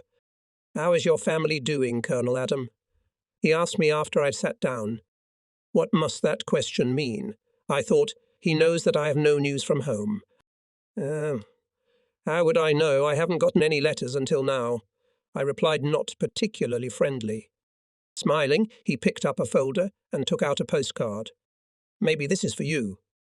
I grabbed it quickly. My heart threatened to burst in my chest. I recognized my wife's handwriting. Then I laughed. The postcard was addressed to Colonel Adam. "You see how resourceful our mail is," said the commandant. "Now hurry up and write home your correct address. Your wife and daughter are probably anxiously awaiting any sign of life from you. I heartily congratulate you on this first tidings." He immediately gave me a postcard out of turn. I walked out with it, glowing with joy. Now I knew that my wife and daughter were alive. In the middle of May 1946, the camp in Lunev was closed after many members and staff of the National Committee and the German Officers' Union had left for their homeland or other camps in the preceding months. With a group which also included Generals von Seydlitz, von Lenski and Dr. Korfes, Majors Homan and von Frankenberg, I arrived at the General Camp Vykovo. The camp commander, hospital doctor, political officer, and interpreter greeted me very cordially, as an old acquaintance. The reception from the German generals who were prisoners of war was less friendly. Most of them I did not know personally at all, many names I had never heard. But even the former generals of the Sixth Army, with whom I lived together for more than a year, this was in 1943-1944, were afraid to talk to me. The only one who greeted me with sincere joy was my old friend General Woos. At first I was placed in a room where an admiral, 2 generals, and a major of the Labour conscription service already lived. These gentlemen would gladly have put me out of the door. They let me in rather reluctantly. Their chief occupation was playing cards. Their main topic of conversation was the good old days, and they recalled their officer ranks and incidents in the casino. They had little interest in the rich camp library, but talked incessantly about food. It is not easy to find the right words to describe the spiritual squalor of the battered commanders. Egbert von Frankenberg, who lived through this period in Voikov together with me, made in his book My Decision a successful attempt to present some of these heroes in all their stupidity arrogance, and at the same time to show their social and political danger. I can only say that he used colours too soft, rather than too harsh. A few days after our arrival, a room became vacant, which I was able to occupy with von Lenski, Dr. Corfez, von Frankenberg, Homan, and other comrades. I was glad that I no longer had to listen to the mindless chatter and reminiscences of my former roommates. About this time, other movements were being made in the camp. Soldiers from the maintenance company, Germans, Romanians, Italians, Hungarians were hauling furniture and mattresses. New beds and nightstands were put in place. Everything indicated that the camp was expecting replenishment. One day the gates of the camp opened and the generals poured in, heavily laden with suitcases, blankets, and many things we had already forgotten existed. These were mostly generals who had been taken prisoner in the Baltic, but there were others who had been stationed in Krasnogorsk or Suzdal up to that time. Many of them I knew. From our windows we watched this noisy invasion. The street of the camp became crowded in an instant. Newcomers and old people exchanged cheers of welcome. Then gradually the stream subsided. The new arrivals occupied their assigned rooms. As I left the house, I met two generals whom I knew from the military school in Dresden. Suddenly they shook my hand cordially. Had these gentlemen drawn the same conclusions from their experience as I had? However, this assumption turned out to be a mistake. They simply thought that in the general's camp they could only meet a like-minded person.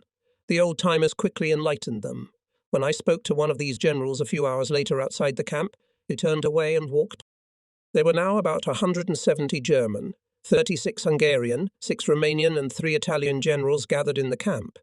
Their leaders were strategists who called for holding out to the end, Firm, Wuttmann, Specht, Hux and Marx. They tyrannized anyone who deviated from the line they dictated.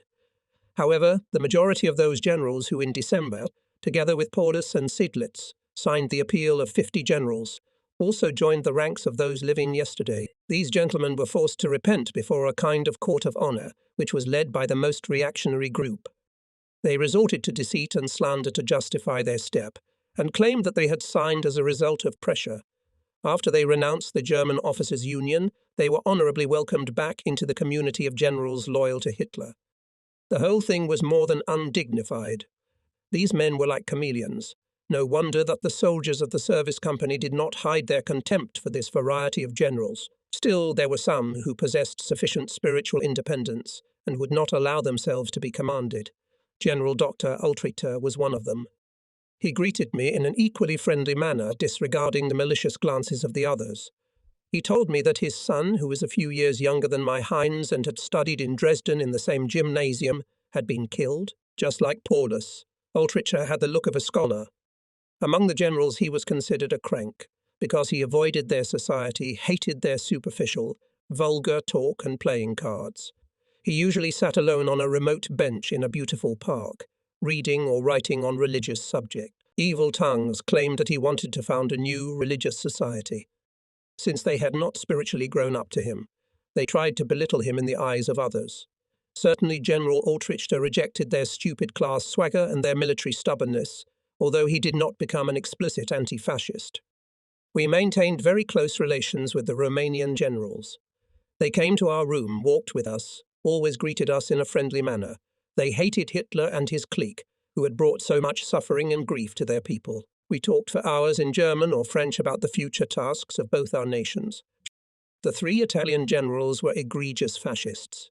They were closely allied with a reactionary group of German generals. The Hungarian generals at first kept aloof.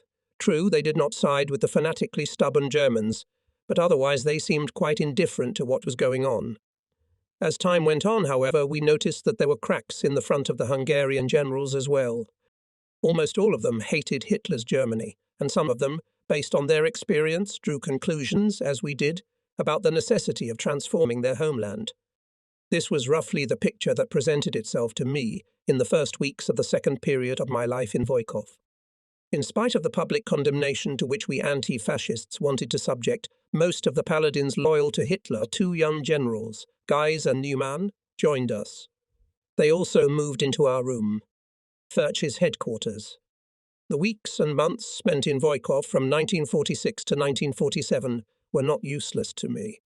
I continued my studies in many areas of politics, science, and literature, deepened my knowledge of the Russian language, and pursued my hobby, mathematics. I carefully read the German newspapers, which came to us quite regularly, though with some delay. Shortly before my departure from Lunev, news reached us of the unification of the two German workers' parties into the Socialist United Party of Germany. My friends and I considered this a great historical event, for it became clear to us that it was impossible to create a completely renewed Germany without the firm leadership of a united, purposeful workers' party. We were proud that the path of the commonwealth of all democratic and building-ready forces, begun in the Free Germany movement, had now found its direct continuation in East Germany. The daily contact with the strategists of imperialism and militarism in the Vojkovo camp was a good school for our subsequent political work. The convulsive attempts of this clique to preserve its unity, to prevent the withdrawal of individuals, showed one of its weaknesses. The news from Germany, which should have induced critical thinking, was rejected by it as not corresponding to reality. Stubborn denial of everything new. This was the general line of these gentlemen. If anyone deviated from the general line, he was again rebuked by the threat of a court of honour. The conductors of the reaction were several former officers of the General Staff. At their head was General Furch, Chief of Staff of Army Group Kurland. He tried to keep a low profile. Despite this, we are convinced on various facts that it was he who was the behind-the-scenes leader of the gentlemen generals.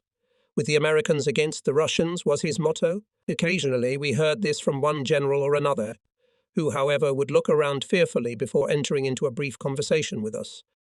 The Furch staff included Generals Niehoff, Commandant of Breslau, Wuttmann, commander of the German forces on the island of Bornholm, Hermann, a young air commander, Marx, chief of staff of one of the armies in the Baltic. For some time now we had noticed that a group of generals gathered regularly at a certain spot in the park. From afar it was visible that they were debating and writing something. By chance, one day Lieutenants von Einsiedel and von Puttkamer, who had come with us from Lunev, witnessed a temperamental conversation. One could hardly believe what they told us. The battered commanders were analysing the Eastern campaign in their own way, drawing conclusions about the structure and armament of the German army after the conclusion of the peace, carefully writing down what should be done better in the future. A few weeks later, probably around 2 o'clock in the morning, I was awakened by loud voices. A Soviet officer was standing in the room with 2 soldiers. "Nurse, checking," he said. The camp began to stir, and in the building opposite, lights came on in the windows. With pedantic thoroughness, belongings, beds, clothes were checked. Nothing escaped the attentive glances. Baskets of material, mostly manuscripts, letters, books, went to the commandant's office. A veritable cannonade of scolding began among the generals. Soon some of the confiscated items were returned. Suspicious material, including an assessment of the war compiled by the commanders, fell into the hands of the Soviet authorities. It was said that black lists with our names on them were also discovered. About what they meant, General Niehoff once hissed to me, meeting me in a linden alley. "You scoundrels will be the first to be hanged when we return home." You dolt, I thought. Niehoff was not only a hardened reactionary, but a low-down scoundrel who used such lewd speeches and dirty jokes as I had never heard from anyone. With his chest puffed out with the highest orders, he walked proudly about the camp and trumpeted his obscenities loudly for all to hear. He probably thought that this made him look good to everyone. One day, however, he and others like him lost their breath for a while. It was at the end of 1946, when the camp commandant, based on the decision of the 4 victorious powers, ordered the removal of orders and insignia. There was an end to the red and gold general insignia, an end to all the tinsel. The uniforms looked stained and faded. Probably the truthfulness of the expression clothes make men was never more evident than in the example of these plucked strategists. Colonel Adam hit the road. During the summer, the soldiers of the service company, under the direction of a Soviet specialist, had built a small log house behind the kitchen building. It consisted of 3 rooms that could be heated by 1 large stove. When the house was ready, the camp commander said that we could move there. Of course, we did so very willingly.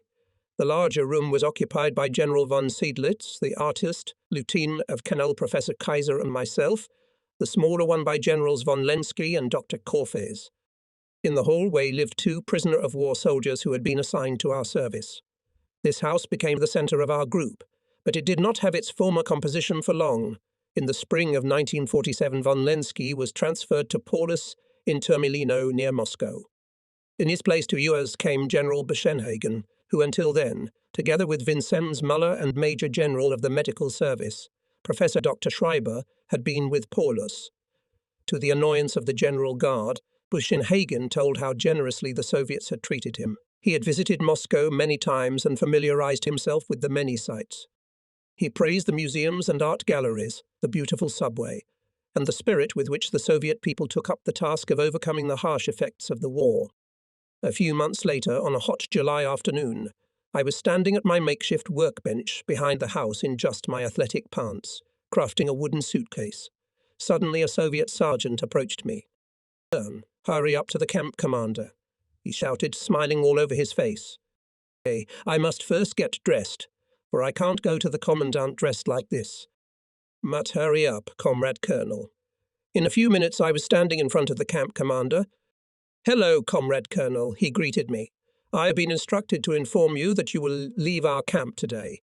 Pack your things quietly and say goodbye to your comrades. At 6 p.m., the kitchen will give you dinner, and at 7 p.m. come here." "Can you tell me where I am going?" The camp chief smiled. "This I cannot tell you, but you will go in a westerly direction. I wish you all the best in the future. Have a safe journey." I had never crossed the camp so quickly before. I met General Wools on the way. "I'm leaving," I shouted to him. "Where to?" he asked. "West. That's all I know.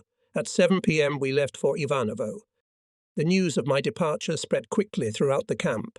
Even the generals, who usually avoided our house, showed curiosity. I quickly stowed my things. It was necessary to say goodbye to my comrades, with whom I was bound by a strong friendship. It was not easy, but we were sure that in any case we would meet in Germany, and there we would continue the work started here. In Ivanovo, where I arrived accompanied by a major and the interpreter Lebedev, we boarded the night train for Moscow. For a long time I looked through the compartment window into the night darkness and thought of Germany, of my homeland. In Mecklenburg, Brandenburg, Saxony-Anhalt, Thuringia and Saxony were stationed Red Army units in the west. There were British, French, Americans. My wife lived in Hesse. Together with our daughter, she lived in her parents' house in Munzenberg near Bad Nauheim. This was an American zone of occupation. If I were asked now, "Where do you want to go? Where will you work in the future?" I would answer without hesitation, "To where the new Germany looms. There I will do my best. But would my wife and daughter agree to follow me?" The train arrived at the Kazan station. We were in Moscow. A Soviet senior lieutenant was waiting for me. Having cordially said goodbye to my escorts, I went with him to the automobile standing in front of the station. "Where are we going?" "You will see," answered the senior lieutenant, smiling. When the capital was left behind, I realized that it was not the familiar road to Krasnogorsk. Maybe to Termilino. I wondered, remembering the stories of General Beschenhagen. Then on the right side of the highway there should soon be an airfield. Indeed, there it was. Here stood dozens of airplanes. Right in the woods we came upon a large settlement. In the shade of trees and among gardens, small and big wooden houses of 1 or 2 floors. There were also stone buildings. It was a so-called dacha settlement. Usually dachas were inhabited only in summer. Behind a high boardwalk fence was our goal, an attractive country house with a glassed-in veranda and a terrace overlooking the garden. As I was being greeted by a Soviet major, my friend Arno von Lenski appeared from around the corner. From him I learned that Paulus, Muller and Professor Dr. Schreiber, who had not yet arrived, were awaiting their arrival. Arno von Lenski told me further that, together with him, I was to make a long journey southward to the Volga. What would we do there? The population will not be very happy about the arrival of the officers of the 6th Army. Lenski took out a book called The Battle of Stalingrad. I've already looked at it. Tomorrow we'll do it together. In Stalingrad we will be present at the shooting in the open air. Then the shooting will be done in Moscow, in the premises of Mosfilm. That's interesting. When will it start? I asked. In a week at the latest. A few days later we were sitting on a fast train to Stalingrad. We were approaching the goal of our journey. To the left and right of the railroad lines stretched the former battlefield. Not all the ruins had yet been removed. Mountains of iron and steel, wrecked vehicles, burnt-out tanks, guns with torn barrels were reminders of the fierce fighting. In Gumrak stood many new houses. The airfield was working again. The big city was still bleeding with 1,000 wounds, but everywhere new life was breaking through. Horrible memories came alive in me again. I imagined tens of thousands of wounded sick and starving soldiers of the 6th German Army, stacks of corpses frozen in the frost, which did not want to accept the frozen, as iron, the ground. I remembered the terrible days and nights between hope and annihilation, the last hours of the tragic finale. But it was not only this that depressed me. In a completely different way than 5 years ago, I felt the enormous guilt that we Germans had taken upon ourselves by starting the war and invading the Soviet country, killing and destroying. Seeing the city on the Volga emerging anew from the ruins, I renewed my solemn vow to do my utmost to ensure that eternal friendship would reign between the German and Soviet peoples. In the following days, we sometimes had the opportunity to explore the city and the immediate surroundings. At the large factories in the northern part of the city, especially at the tractor factory, production was already in full swing again. South of the Tsaritsa River, the central street was newly built. On the steep bank of the river rose the white building of the theatre. Streetcars were running. Cinemas, libraries, schools and hospitals opened their doors. Everywhere ruins were blown up. Garbage piles were cleared away, and new apartment buildings were sprouting up. Lenski and I wanted to see more, to talk to people. The opportunity for this came in the afternoon during long walks with our escort and interpreter. First of all, we were interested in the place where the 62nd Soviet Army, under the command of General Chuikov, fought so steadfastly and fiercely. A small incident showed that the spirit of the Soviet fighters is still alive. On a high bank of the Volga, not far from a bombed and burned oil storage facility, we saw a man working with a shovel. He realized that we were former German officers and spoke to us. It turned out that he had taken part in the Great Battle as a senior officer. "Are you a Stalingrad citizen?" I asked him. "No, neither I nor my wife came from Stalingrad. However, when the war ended, we decided to live and work in this historic city," said the colonel, who was commanding a division at the end of the war, modestly. So you already live here?" "Yes," he said, "over there." At that he pointed to a ruin. "This was once a house. You can see what's left of it. We lived there sometimes during the war. My wife and I settled there temporarily, and here we're building a new house out of the material lying around. This is his plan." He pointed to a quadrangle marked with stakes, around the edges of which he was just digging a ditch for the foundation. "If you come again in a few years," he said, "you won't see any traces of war. Maybe then I will live in a multi-story modern house." One day the all-terrain vehicle brought us to the Mamayev Kurgan, the hill that dominates the area for which so much blood was spilled. Even now, 5 years later, the ground up here was as if ploughed over. Every now and then there were shell craters, and a mass of shell casings, shell cups, cartridge cases, machine gun belts, rifle parts, even human bones. One day we also found ourselves in front of a newly rebuilt department store in the place where my journey into captivity began. A bronze plaque near the entrance said that on January 31, 1943, in the basement of this building, the headquarters of the 6th German Army, led by Field Marshal Paulus, was taken prisoner. In the open space in front of the department store, the part of the filming which von Lenski and I were to advise was taking place.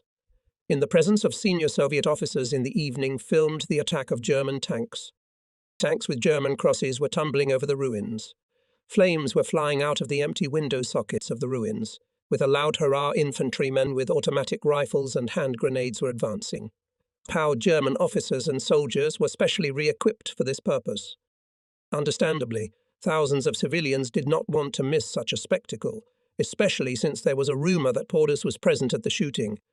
Filming probably caused these people bitter memories. However, not a single hostile word was said to the German officers present. At the beginning of September, our mission on the filming ended. Through Moscow, we returned to Termilino, where we met Paulus and Vincenz Muller. They were as happy about the meeting as we were. All day long our conversations lasted. Several times, accompanied by the commandant, I travelled with Arno von Lenski to Moscow to get acquainted with the people, the city, and the museums. Then suddenly winter came. The 7th winter I spent in the Soviet Union. The Christmas holiday was approaching again. It always brought a certain sadness. On the other hand, the preparation of small gifts that were cut out, drawn or written gave these days a special touch. Otherwise, every day of captivity was filled with studying, reading, shoveling snow, taking walks, and talking. During the many weeks of captivity, I had learned that it was easier to bear if one regulated one's life according to a firm plan.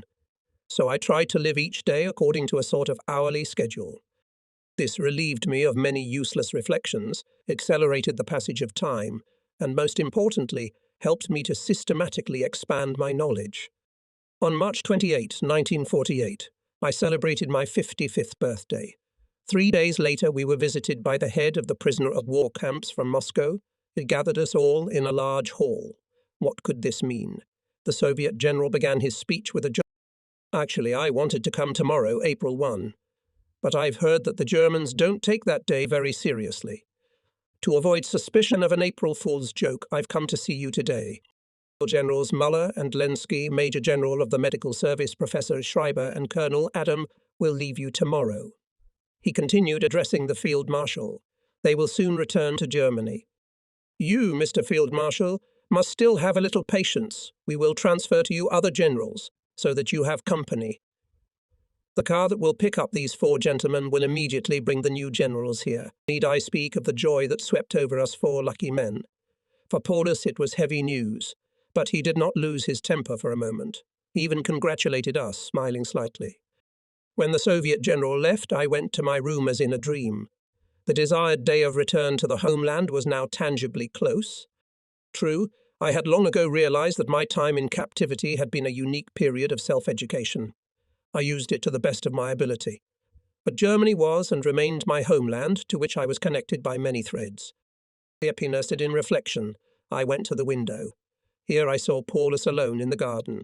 He was walking back and forth along the central path with large steps. I hurried to him. Evidently pleased to see me, he said, "It's hard for me, Adam, to be alone now, but it's the right thing to do. It would be incomprehensible if the army commander returned when so many German prisoners of war are still working in the Soviet Union. Of course it would be easier for me if you all stayed with me, but that would be unfair. You are more needed in Germany. Hey, I can assure you, Mr. Field Marshal, that it is hard for us to part with you too. We won't forget. Where do you intend to work? Your family lives in the West? That's true, but I've already informed my wife that I'll stay in the East. You're doing the right thing. I'm quite sure Muller has made the same decision. But now you must put your things away, or you won't have time to do them in the morning. I'll stay a little longer in the garden. April 1, 1948. At last the car arrived. The hour of parting had passed. Another firm handshake from Paulus. Goodbye in Germany. The car drove out of the gate. From Termelin we drove through Moscow past the Belorussky station. But that's the road to Krasnogorsk, isn't it? Yes, it was. We met many of our friends from the National Committee in the camp we knew well. They had come from Suzdal and Voykov. We were to go home together. Before this, we were still given the opportunity to take a course organized for us by the anti-fascist school No. 27. The curriculum centered on history, Marxist-Leninist philosophy and political economy, and the democratic transformation of Germany. For me, it was a valuable deepening and generalization of the knowledge I had so far acquired, mainly by self-education. Added to this were several excursions to Moscow, to the Museum of the Revolution, to the Tretyakov Gallery, to the theatre, and to Gorky Park. Unfortunately, at the end of April, as a result of a painful inflammation of a nerve in my left arm, I was forced to interrupt my studies and go to the outpatient clinic. The illness dragged on. I was treated by specialized doctors in Krasnogorsk and in a Moscow polyclinic. I remember with gratitude the chief doctor of Krasnogorsk, Magnitova, whom we called by name. She not only took care of my recovery, she gave me courage and hope when I was in despair that I would not recover by the day of departure to my homeland. "Mr. Tom," she said, "you won't miss the transportation since the little granddaughter is waiting for her grandfather." This woman doctor did a lot of good to the German prisoners of war. She was called the Angel from Krasnogorsk. She made sure that I received the treatment prescribed by the Moscow doctors. The results soon had an effect, At the end of June, I was discharged as a convalescent and settled back in the barracks with my comrades. Among the German newspapers that I received to read during my stay in the outpatient clinic, I found occasional copies of the National Zeitung. One June issue reported that 2 new political parties had been founded in the Soviet zone of Occupation: the Peasant Democratic Party of Germany and the National Democratic Party of Germany. Now, as I write these lines more than 15 years later, I still vividly remember how much I enjoyed the content and style of the program statements of the National Democratic Party. Probably the people who wrote them had travelled the same path as I had if they found words like these. We Germans, during the long centuries of our history, have been brought up as people of the soldier state. Wars of conquest became the primary means of German policy. The end result of this history destroyed the German state and nearly brought the nation to ruin. A Third World War, no matter how it would have ended, would have brought ruin to the Germans as a nation. Therefore, in the future, the main content of national policy can only be the passionate struggle for peace and the peaceful competition of nations. The new national consciousness of our people must develop in this direction. We, National Democrats, are in favour of outlawing war, racial and national harassment. We are in favour of making the struggle for peace the main content of the new state morality and the main principle of the education of our people.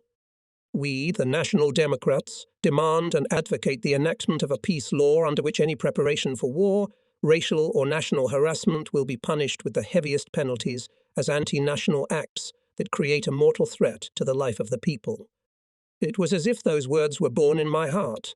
As a matter of fact, they summed up everything that I realized on my way to the Free Germany movement and in the following years in Lunev, Voykov, Termelin and Krasnogorsk.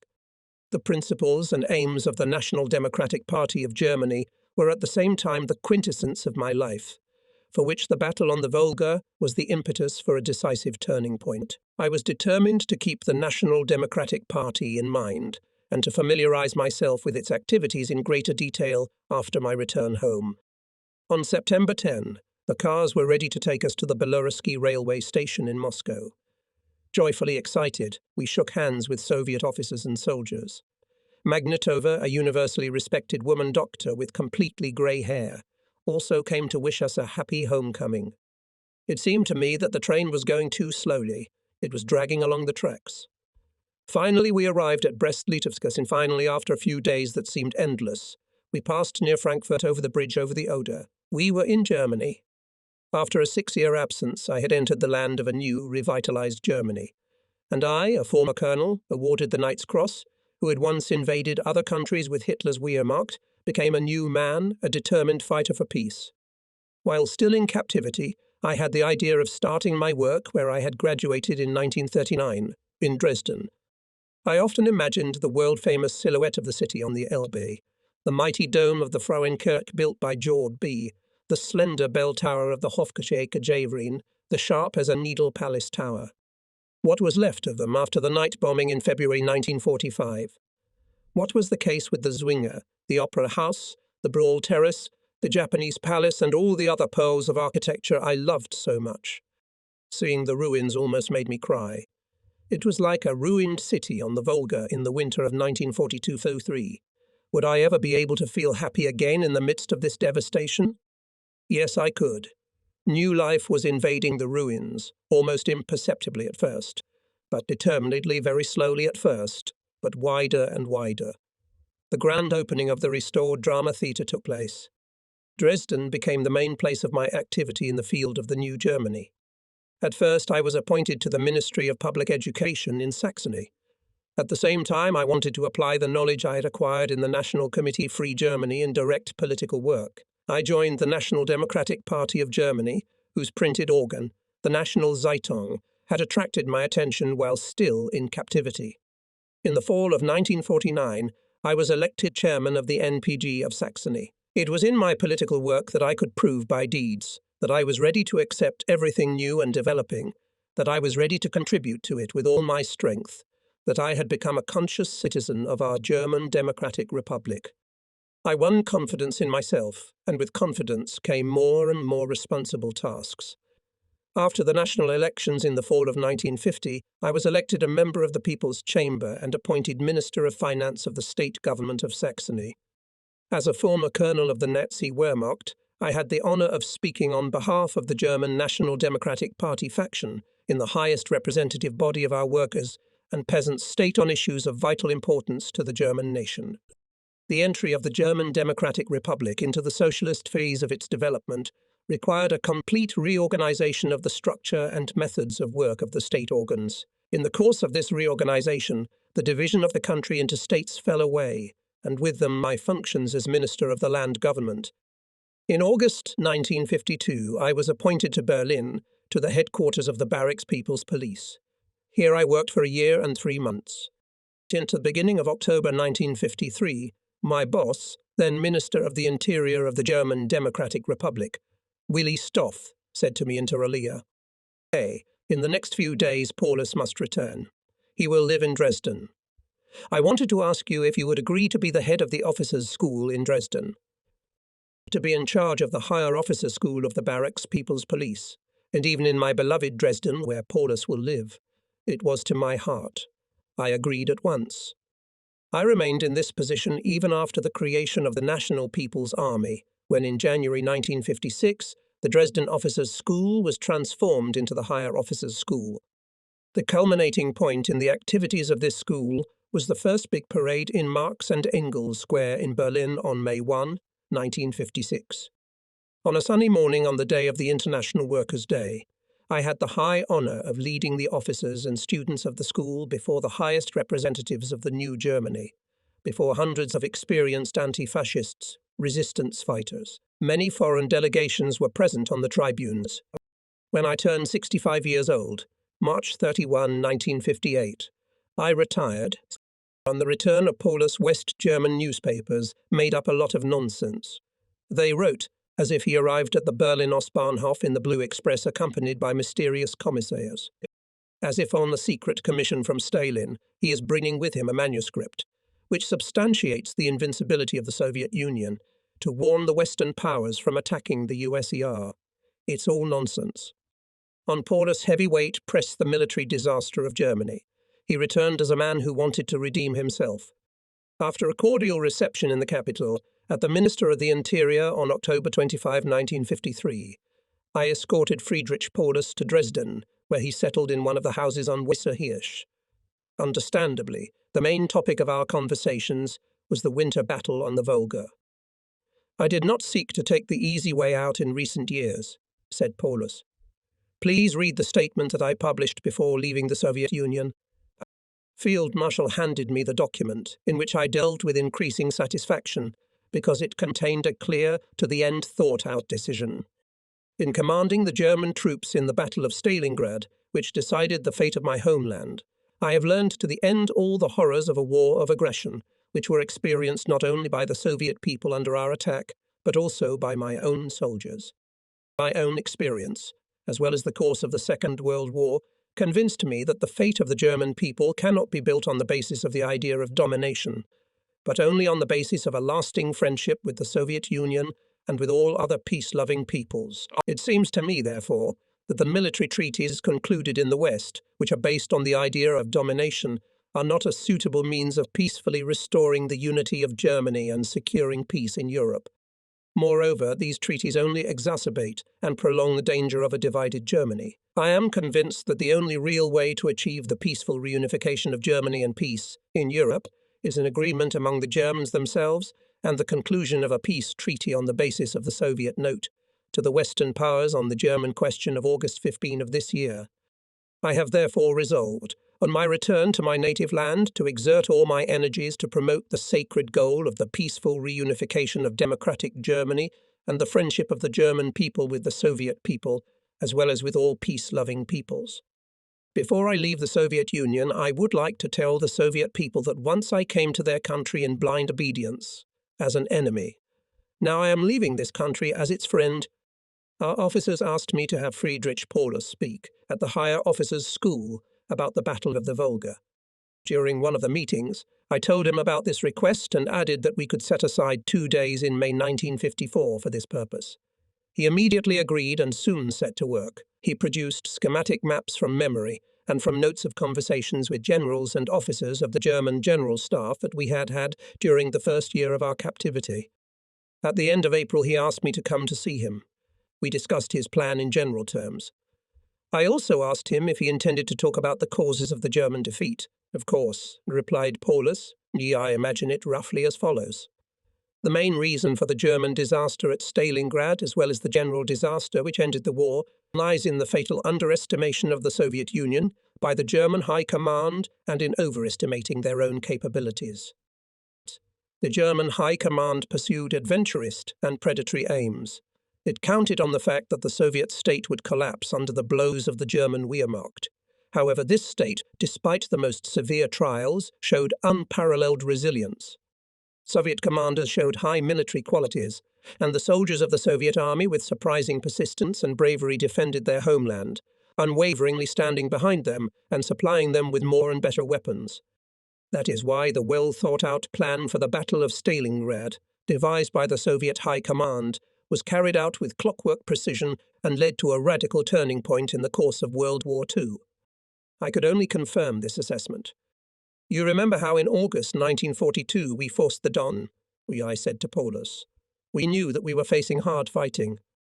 But no one imagined that the Red Army would defend with such fierceness and persistence. Where did Soviet soldiers and officers get this strength? At that time, we did not find a satisfactory answer. Only in captivity did we begin to comprehend this mystery. We learned to understand what socialism and communism meant to this people. For centuries it had been oppressed, disenfranchised and trampled upon. In October 1917, the hour of its freedom struck. Many things in the East seemed incomprehensible to us. On the contrary, the peoples of the Soviet Union knew what they possessed, and in what they even surpassed us. They knew what they fought and died for. I do not understand the fact, replied Paulus. Yet the generals in West Germany even now deny this simple truth despite their experience. After all, we must all take into account that the world has changed, and finally realize that the future of the German people can only be based on friendship with all peace-loving nations, above all with the Soviet Union, and not on power and force. The former soldier only has learned to view international events from a political point of view. The man who had previously obeyed meaningless orders without question became a politically minded man, ready to give all his strength and knowledge to prevent the outbreak of new wars and the cause of peaceful reunification of Germany. This was felt in the officers of the Higher Officers' School, before whom Friedrich Paulus outlined the history of the great battle. He did not embellish anything and did not justify anything. He ended his speech with the words, "All peace-loving people are compelled to note with indignation that a policy is now being pursued in West Germany which is dangerously similar to the prehistory of the Second World War. The Bonn and Paris treaties are leading the Federal Republic down the same path which in World War II led to Stalingrad and ended in national catastrophe." This speech made a deep impression on the audience. Many probably reconsidered their hitherto sceptical judgment of Paulus as a man. At a press conference on July 2, 1954 in Berlin, which was held by Professor Albert Norden, Paulus, quite in the spirit of his report in Dresden, spoke out against the so-called policy of force. He stated in particular, "Since my return to Germany last fall, I have been more and more surprised that high-ranking American politicians and military men speak and act in the German question as if there had been no World War II, which ended on German soil with such a terrible defeat for Germany. However, I am even more amazed and worried by the fact that in West Germany, Germans in the highest government positions, as well as the press and radio, occupy exactly the same position, and despite all the lessons of the past, again defend and support the policy of force, the policy of war preparation on German soil." Paulus was firmly of the opinion that the German question should be solved, first of all, by negotiations between the two German states. He was concerned about plans to arm West Germany and to include West German divisions in the NATO armed forces. One Sunday morning at the end of 1954, he informed me that he had decided to organize a meeting of former officers from the German Democratic Republic and the Federal Republic. Numerous letters, especially from West Germany, had strengthened him in this intention. I was surprised to hear how concretely he had already taken up this endeavor. I want to make it clear to the West German participants in the meeting that the Paris Accords prevent the reunification of Germany, deepen the division of Germany, said Paulus. I would like to prove that the policy of force can never again lead to success. We former officers must help the Germans from the east and west to agree among themselves. Do you think that former officers who have lived in West Germany since 1945 will understand these arguments? I asked Paulus. It will not be easy for them, answered the field marshal. They will probably use the old argument about the apolitical officer, which we heard so often in captivity. I will remind you of where we have gone with this argument. The officer must realize that as a result of his apolitical behavior, he becomes a sharp political tool. True, subjectively he may act with good intentions, as we did on the Volga. However, as a result of blindly following orders, we have objectively become complicit in criminal leadership. After all, how shamelessly Hitler took advantage of our political position to the detriment of the German people, and all of us to our shame. Paulus rose from his chair, paced the spacious room. Then he stopped in front of. Over this, my dear Adam should think, especially those former officers whom the government of the Federal Republic is inducing to join the West German army. What did you German people will ask them precisely? What did you do at that time for the unity and independence of our fatherland? What did you do for peace? I agreed with Paulus's point of view. He nodded affirmatively to me and, taking a sheet of paper, I would like to conclude my remarks with an appeal to all participants in our conversation and to all other officers and soldiers in the east and west of our fatherland. Do not keep silent when it is necessary to act for the very existence and future of Germany. Everyone was deeply impressed when Friedrich Paulus spoke in Berlin on January 29, 1955, to former officers from East and West Germany after they had honoured the memory of the fallen with the old German soldiers' song, I Had a Comrade. Most of them probably made a mental vow. Never shall the old things be repeated. I am convinced that many West German participants in the meeting fulfilled this vow. A political soldier von Manstein. However, Hitler's incorrigible generals continued to write memoirs. The flow of memoirs was increasing. Most of all, Paulus resented Manstein's book, Lost Victories. When, in the summer of 1956, I once again visited Paulus, he indignantly told me, "This book you must read for yourself. According to what is written here, Manstein is completely innocent of the death of the Sixth Army. This man is deliberately lying. All the blame is shifted to me and to Hitler. You yourself were present during almost all the talks I had with him on the radio. You know how he hid from me the true situation at the front and constrained my actions? And now this former commander of Army Group Don is twisting everything. He is falsifying facts to mislead our people about the real causes of the defeat. This is a man I once deeply respected. Now, like all those who have learned nothing, he falsely denies his responsibility for the death of the Sixth Army, his responsibility for the war and its bitter end.